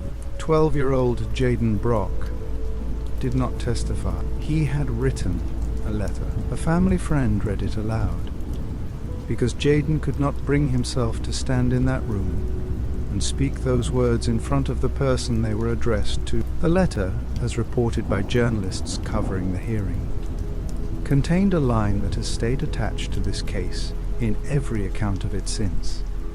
Jaden wrote that he had trusted Sarah and loved her like a sister, and that he did not understand why she would do this. That sentence, written by a 12-year-old about the person he had grown up alongside, carries a weight that legal argument cannot produce and expert testimony cannot replicate. It is the weight of a child trying to make sense of a betrayal so complete that making sense of it is not actually possible, and writing the attempt down because there is nowhere else for it to go. Judge Dustin W. Hightower listened to 2 hours of testimony, weighed the competing accounts of the same 17-year-old girl, applied the legal standard that bond hearings in Georgia require, whether the state had demonstrated by a preponderance of the evidence that the accused posed a flight risk, a danger to the community, or a risk of witness influence, and denied bond. The ruling was not unexpected, given the severity of the charges, but the reasoning Judge Hightower offered alongside it communicated something important about how he understood the particular circumstances of this case. He did not deny bond as a routine matter. He denied it while acknowledging explicitly that keeping a juvenile, a 17-year-old with no criminal history, in solitary confinement while her case moved through the legal system was not something the court received as a neutral or comfortable outcome. Georgia law does not allow juveniles charged as adults to be housed in the general population of adult detention facilities. Sarah was placed in solitary confinement at the Carroll County Jail not as a punitive measure, but as the operational consequence of her age within a system that was not designed with her specific situation in mind. The psychological research on prolonged solitary confinement, particularly for adolescents whose neurological development is ongoing, is consistent and not encouraging. Defense attorney LaToya Williams raised this as a concern throughout the pre-trial period, and it became one of the arguments the defense used in its motion for bond reconsideration, filed in January 2026. Judge Hightower acknowledged it. He did not deny bond because he was indifferent to what solitary confinement does to a 17-year-old. He denied it because the legal standard required him to weigh that harm against the risk the court assessed on the other side of the scale, and the other side of the scale was heavier. To mitigate the impact of pre-trial detention, Judge Hightower set an aggressive trial calendar at the conclusion of the August 19 hearing. Arraignment was scheduled for September 22, 2025. A non-jury date was set for November 17, 2025. A calendar call was placed on December 16, 2025, and the trial itself was set to begin on January 5, 2026, a timeline that multiple legal observers described as exceptional. Fast for a double murder case involving the volume of forensic and digital evidence the state had indicated it intended to present. The judge said, in setting that calendar, that the pace was intentional, that he understood what continued detention meant for a minor, and that he wanted the case resolved with a speed proportional to that understanding. The bond denial produced immediate and visible effects in the community outside the courtroom. Within days of the hearing, a public Facebook group titled "I Stand with Sarah Grace Patrick" had accumulated more than 300 members and was growing. Related online communities, including groups with international participants, reached a combined count of more than 3,000 members. A Give Send Go campaign to fund Sarah's legal defense was organized by Carrie Jensen on August 14, 2025, after a GoFundMe had been removed from that platform. Catalyst Church members, Nolan Side family members, and people who had encountered Sarah's TikTok content and found themselves moved by it contributed to the campaign and to the public conversation about whether the right person was sitting in the Carroll County Jail. Of all the voices that spoke in Sarah's defense in the months following her arrest, the most consistent and the most publicly prominent was that of Dennis Nolan, Kristin's father, Sarah's maternal grandfather, a man who occupied a position in this case that has no clean analogue in the familiar architecture of true crime narratives. He was the father of one of the victims. He was the grandfather of the accused. He loved both of them, and the weight of that double love, of grieving a daughter while defending a granddaughter charged with killing her, produced a public posture that was simultaneously heartbreaking and, to the Brock family watching it unfold, enraging. Dennis Nolan was consistent in his message across every interview, every court appearance, and every public statement he made in the months between the arrest and the second bond hearing. He said Sarah was innocent. He said the evidence did not support the charges. He said no physical evidence had been publicly produced that tied Sarah to the act of pulling a trigger, and he was technically correct about the public record.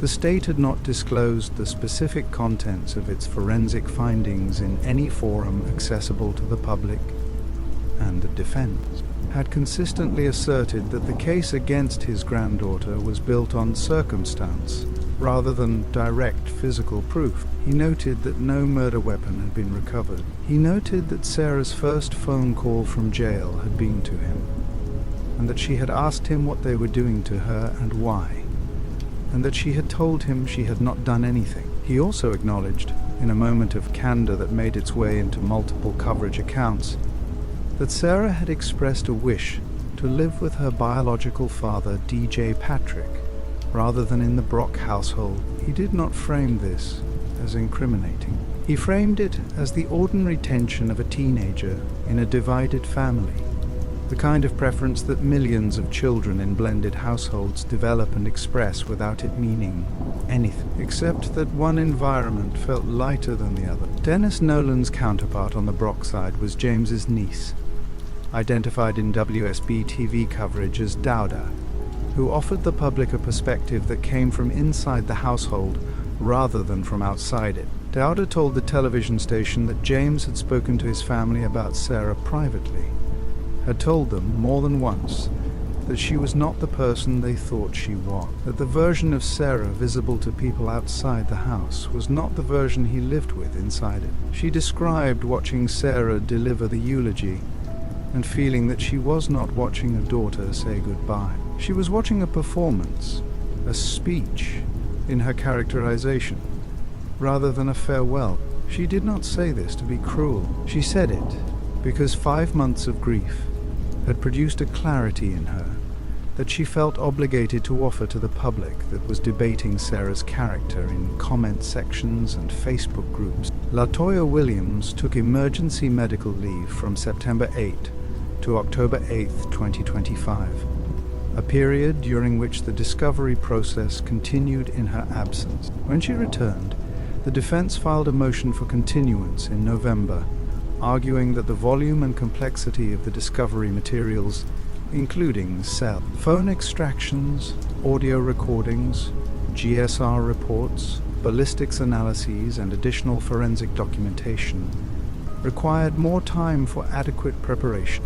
Judge Hightower denied the motion on November 21st, finding that the state had met its discovery obligations and that the January 5, 2026 trial date remained viable. The defense also filed a motion for change of venue in November, arguing that the pre-trial publicity surrounding the case had saturated Carroll County to a degree that made a fair and impartial jury impossible to see. Williams cited coverage by Court TV and People magazine, as well as the volume and character of social media commentary, as evidence that the community's perception of Sarah had been formed before any evidence had been presented in a courtroom. Judge Hightower denied that motion on December 1, 2025, ruling that the question of prejudice was premature and that the voir dire process, the examination of prospective jurors during jury selection, was the appropriate mechanism for assessing whether an impartial jury could be found. On January 5, 2026, the trial that had been set to begin did not begin. The defense had submitted a draft forensic neuropsychological evaluation on December 31st, 2025, and the state moved for a continuance to allow time to review the final report and, if warranted, retain a rebuttal expert. Judge Hightower granted the continuance and reset the trial for August 3rd, 2006. He called the new date incredibly fast for a case of this complexity, and stated plainly that there was a slim to none chance of any further postponement. Whatever either side had left to prepare, they had until August 3 to prepare it. The same day the trial was postponed, defense attorney LaToya Williams filed a motion for immediate bond reconsideration, arguing that the postponement constituted a material change in circumstances, that the further extension of Sarah's pre-trial detention in solitary confinement, now stretching past 6 months with an additional 7 months ahead of it, was a harm the court should weigh against the grounds that had supported the original bond denial. The second bond hearing was held on January 27, 2026. It lasted approximately 2 hours, as the first one had. Sarah's maternal grandmother, Luann Bruce, testified in support of release. Dennis Nolan, Sarah's grandfather, testified as well. The defense proposed a set of conditions designed to address every concern the court had identified in August: house arrest, ankle monitoring, no cell phone, no access to social media, no contact with witnesses or members of the Brock family, with Sarah residing at a location just across the Alabama state line with a friend who had offered to take her in. The proposal was comprehensive. It was designed to demonstrate that the defense had heard every concern the judge had articulated and had constructed an answer to each one, and then the prosecution began its cross-examination. What emerged under cross-examination, the detail that shifted the hearing and ultimately determined its outcome, was information that had not been part of the public record before that afternoon. Members of Sarah's biological family, including her grandparents and her biological father, DJ Patrick, had signed contracts with a production company called Lady Well. The contracts were for documentary content related to Sarah's case. The combined value of the Lady Well agreements was approximately $100,000. Neither Sarah nor Paris would receive any portion of those proceeds.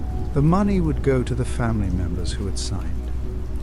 The same family members who were now testifying in support of releasing Sarah into their custody. The prosecution argued that the existence of those contracts created a financial incentive structure that was directly relevant to the court's flight risk assessment. A family that had signed a 6-figure documentary deal contingent on a story that required Sarah to remain at the center of it had a reason, a concrete, financial reason, to keep her accessible, which in the prosecution's argument meant a reason to help her avoid a trial outcome that removed her from circulation. Whether that reasoning was ironclad as a matter of legal logic is a question that could be argued either way. What it was, as a matter of practical impact, was decisive. Dennis Nolan's testimony about his unconditional support for his granddaughter and Luann Bruce's account of her willingness to supervise the proposed release conditions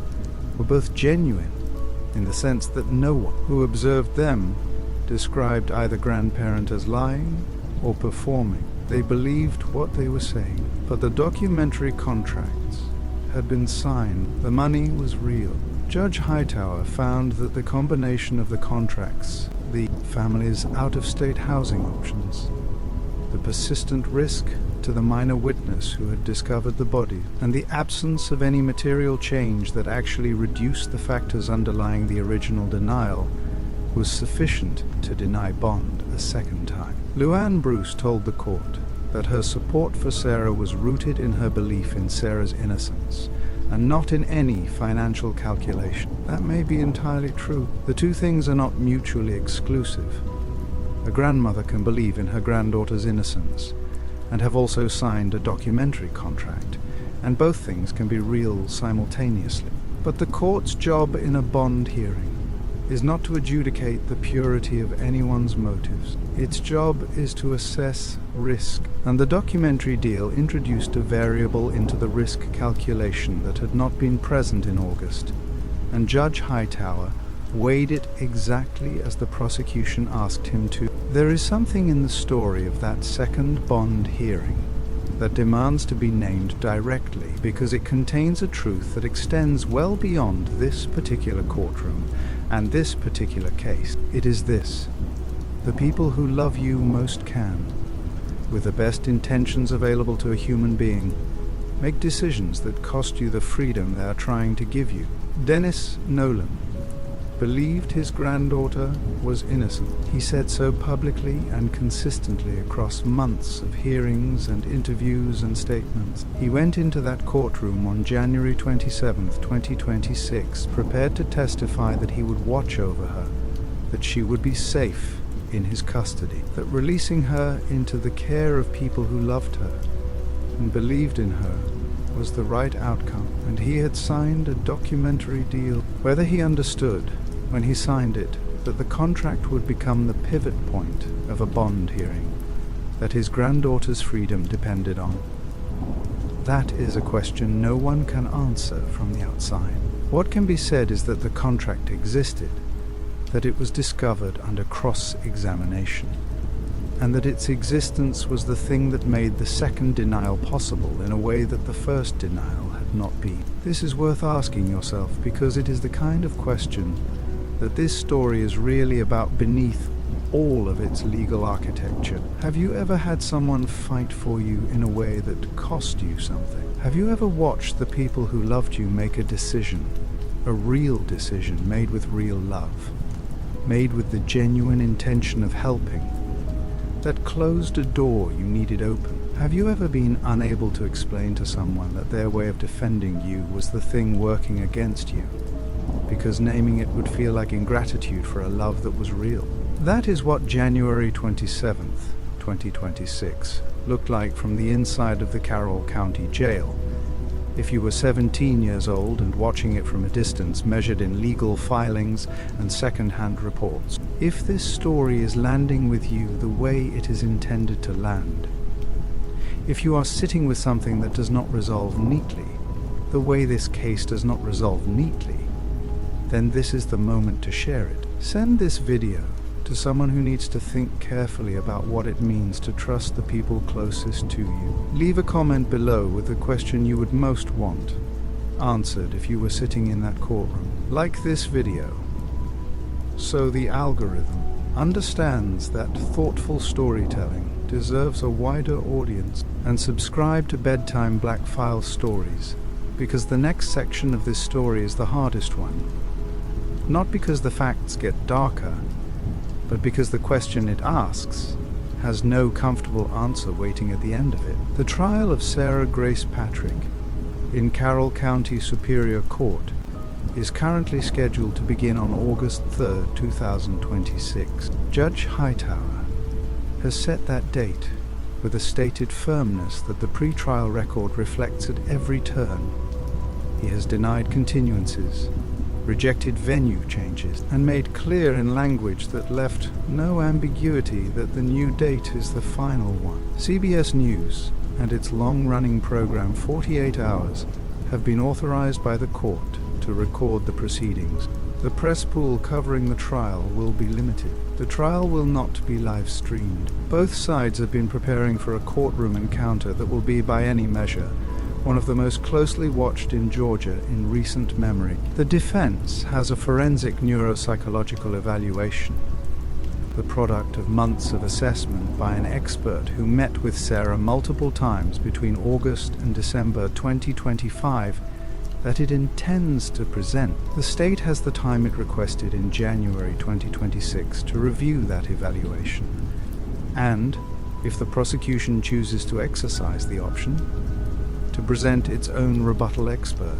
The jury that will be seated in that courtroom will be asked to hear expert testimony about the interior of a 17-year-old's mind alongside the physical and digital evidence assembled over 5 months of investigation involving the Carroll County Sheriff's Office, the FBI, the GBI Crime Lab, and private forensic laboratories. Sarah Grace Patrick has been in the Carroll County Jail in solitary confinement since July 8, 2025. By the time the trial begins on August 3rd, 2026, she will have been detained for nearly 13 months without a verdict.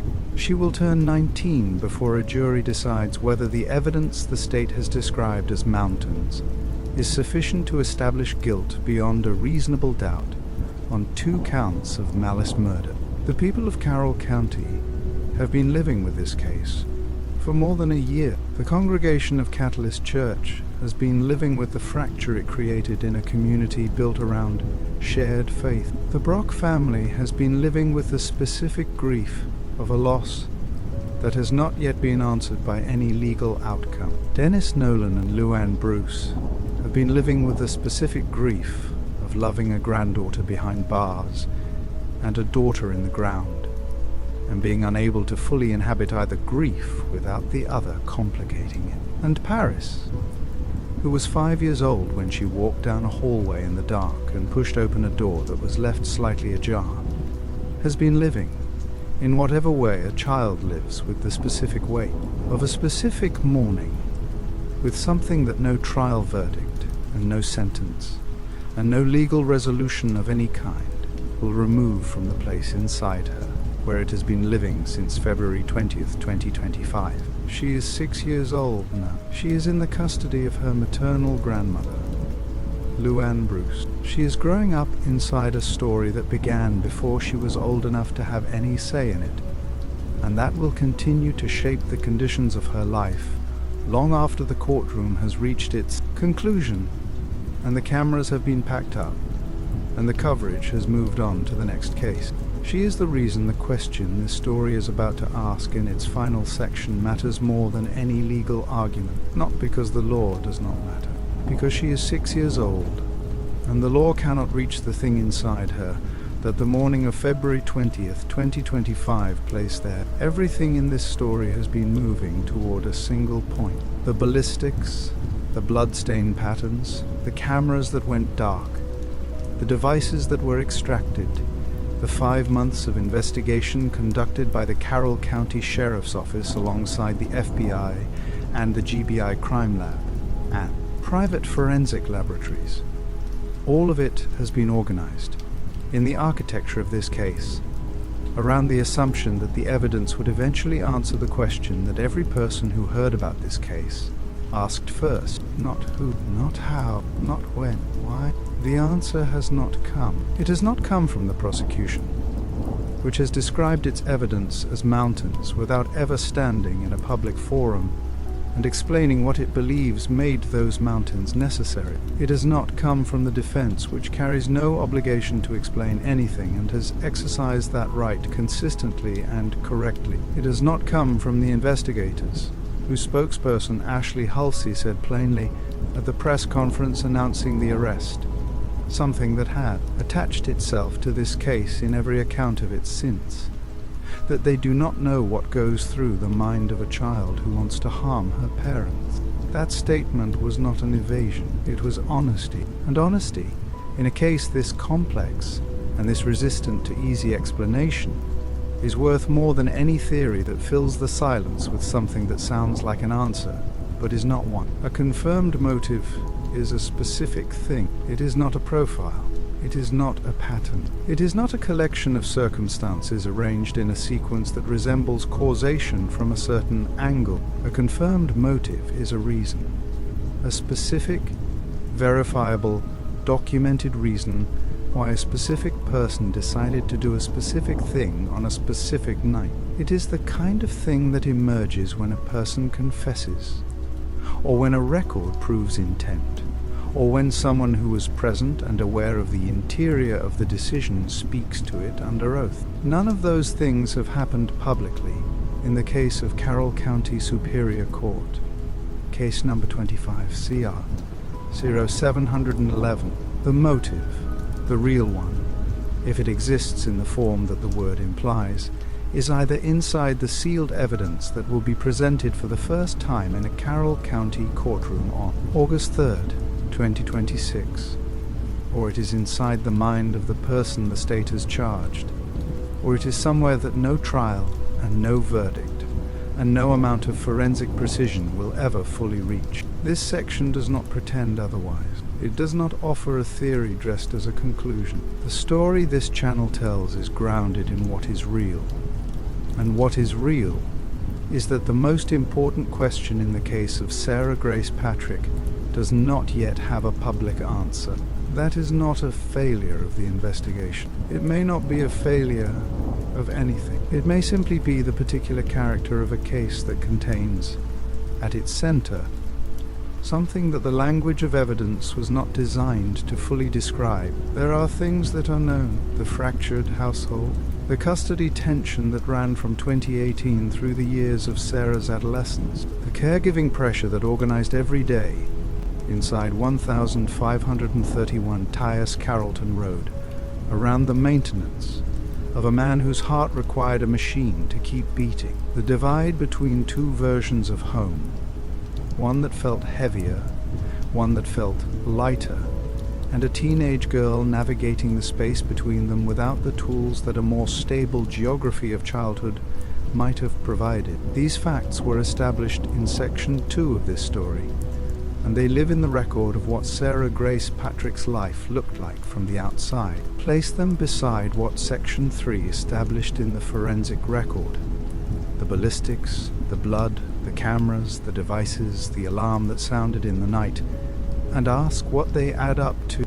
Ask the question honestly, which means asking it without the assumption that the answer will be satisfying, because the honest answer is that they do not add up to enough, not on their own, not as a complete explanation for what the state alleges happened in that bedroom on February 20th, 2025. This is not a defense argument.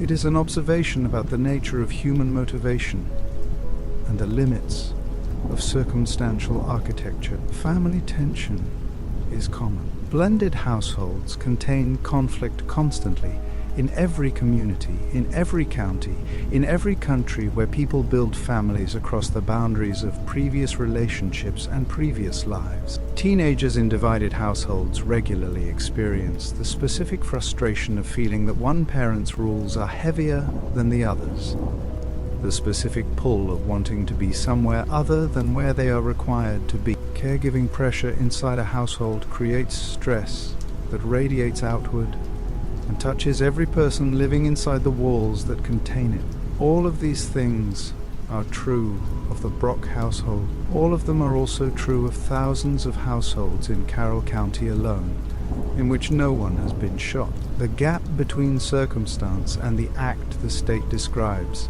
between the facts of a difficult life and the decision to enter a bedroom at night and fire a weapon multiple times into two sleeping people, is not a gap that biography closes.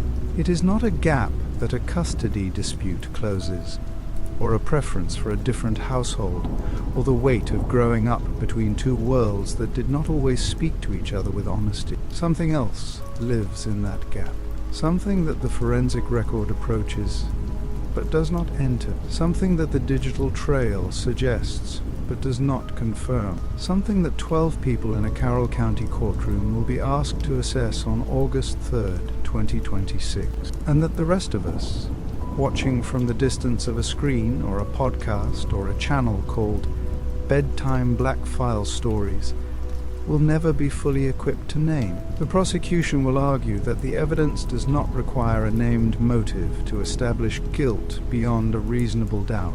They are legally correct. Georgia law does not require the state to prove why a crime was committed. It requires the state to prove that it was committed. By whom? And with the intent that the charge specifies. Whether the mountains of physical and digital evidence are sufficient to carry that burden is the question August 3rd, 2026 exists to answer. Everything else is the space around that question. And that space is where this story has been living since February 20th, 2025. There is a lesson inside this story that is worth naming directly, because true crime storytelling that does not extract something useful from the darkness it describes is simply darkness. And darkness alone does not serve the people who give their attention to it.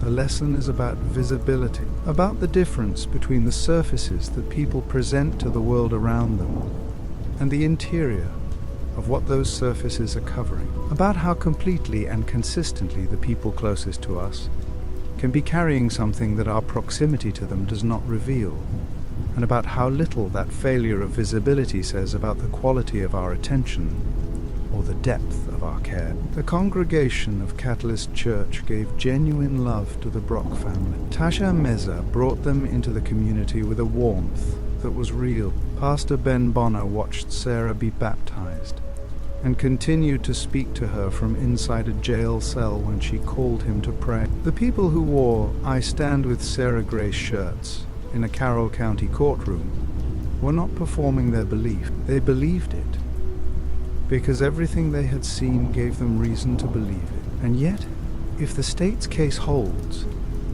if what the evidence assembled over 5 months is sufficient to establish what the prosecution says it establishes, then everything those people saw was a surface, a presentation, not a fabrication in the simple sense of something consciously manufactured from nothing, but a version of a person that the circumstances of visibility had shaped. Sarah at church, Sarah at services, Sarah at the baptismal font, Sarah at the eulogy podium, Sarah on TikTok with her parents' photographs on the screen behind her. Each of those images was real in its moment. Each of them was also incomplete. And the incompleteness was not visible from where the people who loved her were standing, because you cannot see what you are not shown, and you cannot be shown what someone has decided you will not see. This is not unique to this case. It is one of the oldest and most repeated patterns in the study of human behavior. The distance between a person's public self and their private interior. Every person reading or watching or listening to this story right now maintains that distance to some degree, because complete transparency between a person and the world around them is not how human beings are built to exist. We all have rooms inside us that we do not open to everyone. Most of what lives in those rooms is simply private, ordinary, unremarkable, the accumulated interior of a life that does not require an audience. But some of what lives in those rooms is heavier than that. And the people who love us most are not always the ones best positioned to know what the heavier rooms contain, because love and proximity do not automatically produce access. They produce connections. The connection is real. It is also different from knowledge. The best friend who spent years at Sarah's side and was never once invited through the front door of the Brock house knew something about this difference without being able to name it. Caitlin Jensen knew Sarah through years of genuine friendship, and she could not tell you what the inside of Sarah's home looked like, because she had never been inside it. That fact does not make the friendship less real. It makes it a particular kind of friendship, one in which the terms of access were set by someone other than Caitlin, and accepted without question, because that is what friendship does when the terms are set quietly and consistently enough that questioning them does not occur to the person who has accepted them. What was inside the house that the front door kept out? The answer to that question is part of what August 3rd, 2026 is for. Carroll County, Georgia, did not ask to become the setting for one of the most widely covered true crime cases in the country in the year 2025. Small communities never ask for that. They absorb it. The cameras and the coverage, and the comment sections and the podcast episodes and the Facebook groups and the people from other places who develop strong opinions about events they encountered through a screen in a city hundreds of miles away, and they absorb it because there is no alternative to absorption. The story happened here. The people it happened to lived here. The community that contained the Brock family and the Patrick family and Catalyst Church and Carroll County Superior Court and the front yard of 1531 Tyus Carrollton Road is a real place. And the people inside it do not have the option of encountering this case as content. They encounter it in their lives. What this community has been carrying since February 20th, 2025 is not a simple thing. It is layered in the specific way that grief becomes layered when it cannot be resolved, when the questions it contains are still open, when the legal process that is supposed to provide resolution has not yet run its course. When the people you see at the grocery store or at church or at a high school graduation include both the people who believe in Sarah Grace Patrick's innocence and the people who have sat in a courtroom and said they are afraid of her. Catalyst Church holds a particular position inside this layering. It is the community that welcomed a family in August 2024 and watched them become beloved. It is the place where Sarah was baptized and where Kristin and Jamie were buried. It is the institution whose lead pastor testified at a bond hearing on behalf of the person charged with killing 2 of its members, and whose congregation included people on both sides of the courtroom divide. A church is supposed to be a place where people are known, where the surface presentations that the outside world receives are supplemented by the kind of sustained community attention that reveals more than a single encounter can produce. The Catalyst Church knew this family. By its own account, it loved this family. And something happened inside that family that the church community did not see coming and has been processing ever since. That is not a failure specific to Catalyst Church. It is a demonstration of something true about all communities, regardless of their structure or their intentions or the quality of their attention, that the interior of a household is not the same thing as its exterior, and that the version of a family that a community witnesses is always, to some degree, the version that the family has chosen to present. The congregation saw what it was shown. It showed a family that was trying, a woman managing enormous pressure with what looked like grace, a man keeping himself alive with a machine and showing up anyway, a teenager who had been baptized in their presence and sat in their pews and called their pastor from a jail cell to ask him to pray. That is what was visible. What was behind the front door of 1531 Tyus Carrollton Road? The full reality of the daily life that produced February 20th, 2025 was not visible. It was not visible to the Catalyst Church. It was not visible to Caitlin Jensen. It was not visible to Carrie Jensen or Caitlin O'Keefe or Tasha Meza or any of the people who would stand in a courtroom and describe a version of Sarah Grace Patrick that they believed complete, because it was the version they had access to. This is what communities carry when something breaks inside one of their households. Not just grief for the people who are gone, not just confusion about the person who has been charged, but the specific, unresolvable discomfort of having loved a situation they did not fully know. This story began with Paris, not with the crime, not with the evidence, not with the charges, or the hearings, or the community fracture, or the documentary deal, or the forensic neuropsychological evaluation that is waiting in a sealed file for a courtroom that opens on August 3rd, 2026. It began with a 5-year-old girl in her pajamas, walking down a hallway in the dark toward the room where her parents were sleeping, because that is where she went in the mornings.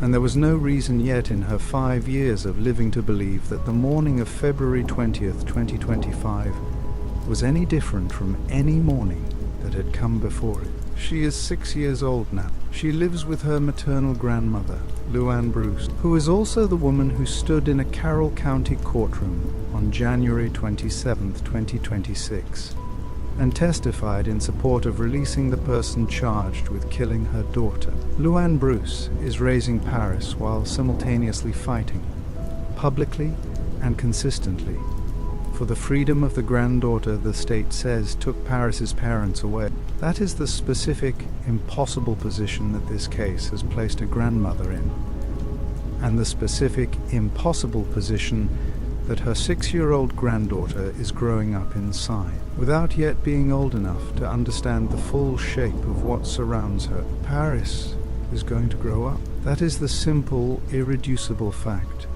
that no legal outcome touches and no verdict changes. She is going to grow up into the memory of a February morning and the knowledge, as she becomes old enough to receive it, of everything that the morning contained and everything that came after it. She is going to carry the specific weight of having been the one who found them. Not Sarah, not the investigators, not the neighbors, her.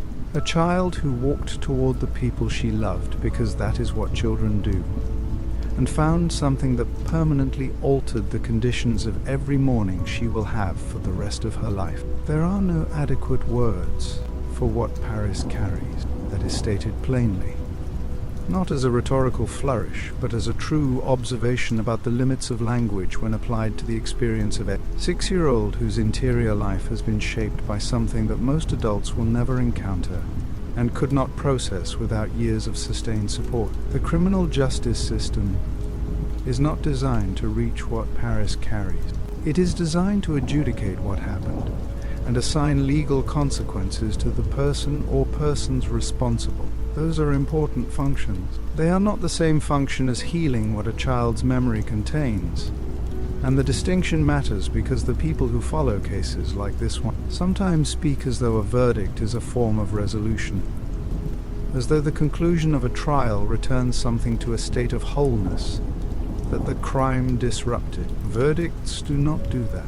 They do something real and necessary and imperfect, and what they cannot do is reach inside a 6-year-old and remove the morning of February 20th, 2025, from the place it has been living since the moment she pushed open that bedroom door. Paris is the beginning and the end of this story because she is the person the story is most completely about. Even though she is barely in it, she made no decisions. She held no power. She walked down a hallway. Everything else that this story contains, the evidence and the hearings and the cameras and the verdicts and the documentary deals and the Facebook groups and the podcast episodes and the TikTok accounts that are no longer online, all of it exists in relation to that. She is 6 years old. She is the reason that the question of what a person decides to do inside a household, inside a marriage, inside the private rooms of a life that the outside world does not see, is not an abstract question. It is the question that a child's entire future is built on top of, whether or not the child understands it yet. On August 3rd, 2026, the doors of Carroll County Superior Court will open for the trial of Sarah Grace Patrick. Judge Dustin W. Hightower will preside. The jury that is seated will be drawn from a community that has been living with this case for more than a year. A community whose members will be questioned during voir dire about what they have seen and heard and read and concluded, and 12 of whom will be selected on the basis of their capacity to set all of that aside and evaluate what is placed before them in the courtroom against a single standard, whether the state has proven, beyond a reasonable doubt, that Sarah Grace Patrick committed the acts described in the 8-count indictment returned by a Carroll County grand jury on August 19th, 2025. The evidence they will hear has not been heard publicly. The specific findings of the GSR reports, the precise conclusions of the ballistic reconstruction, the full content of the cell phone extractions, the complete digital timeline the state assembled across 5 months of investigation. None of it has been presented in a public forum. The forensic neuropsychological evaluation, submitted by the defense on December 31st, 2025, has not been publicly disclosed. The state's rebuttal position, developed during the months following the January 5, 2026 postponement, has not been publicly disclosed. What the public knows about this case is a partial record, significant, documented, and carefully reported by credible outlets, but partial nonetheless. The complete record exists in sealed filings and in the evidence rooms of the agencies that built it, and it will be opened for the first time before 12 people who were not in Carroll County on February 20th, 2025, and have no personal stake in the outcome.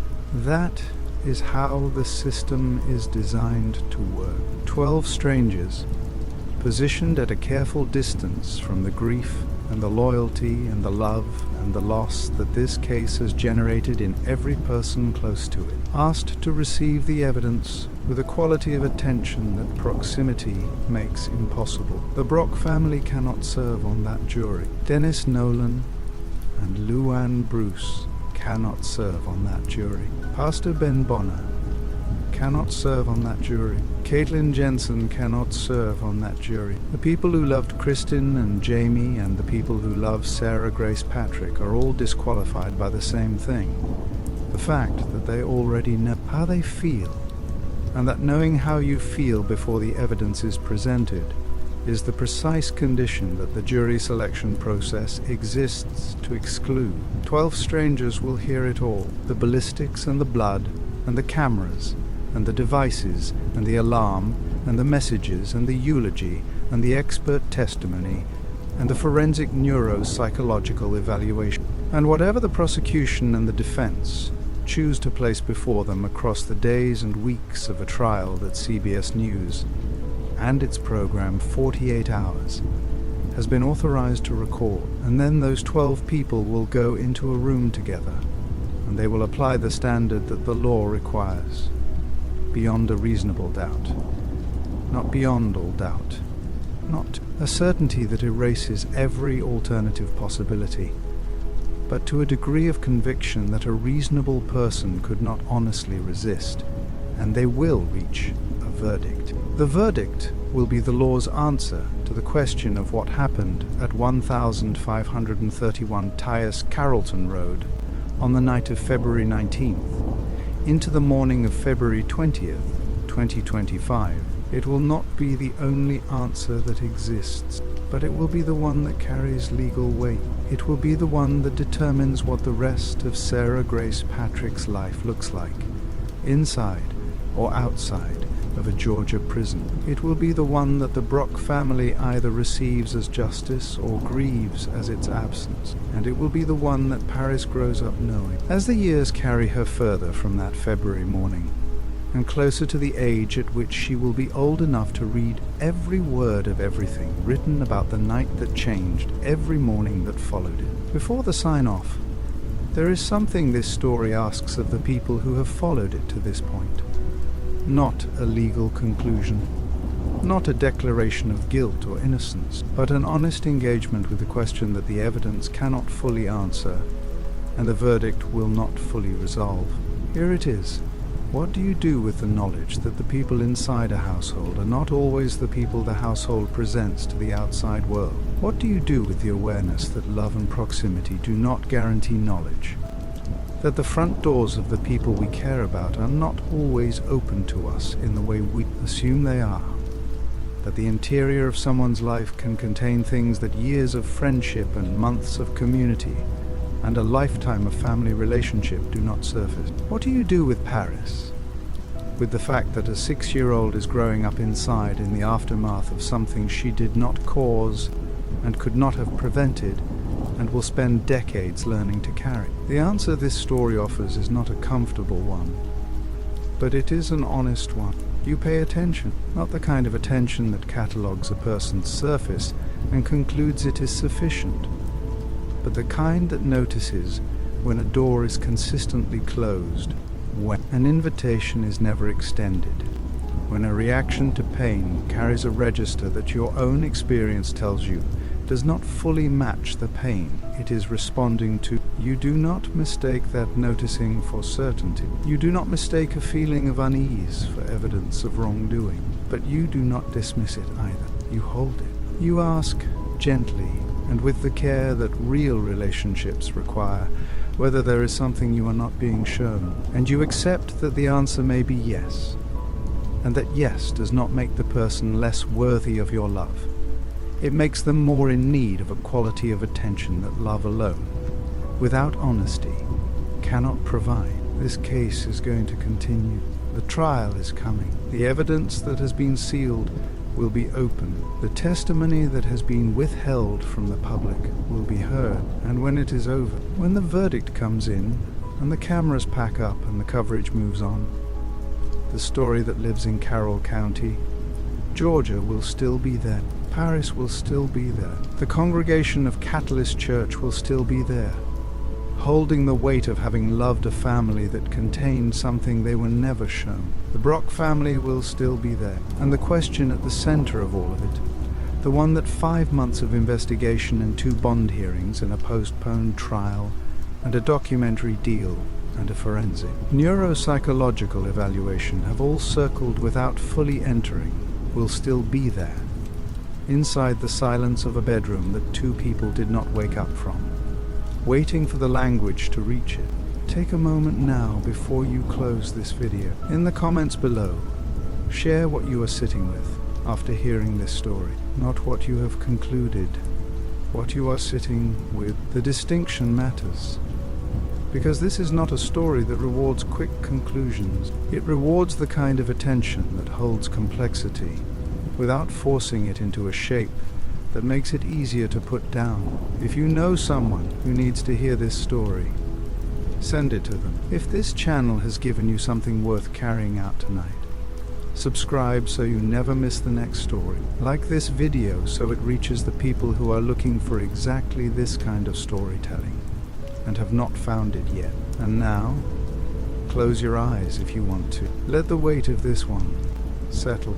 You have just spent time with a case that has not ended, with a question that has not been answered, with a 6-year-old girl named Paris who walked down a hallway and changed everything, and with the long, patient, imperfect work of a legal system trying to do the one thing it was built to do: decide what happened in the dark, when no one who could speak to it was willing to. This has been Bedtime Black File Stories, the real ones, the ones that stay with you. Good night. See you on the next one.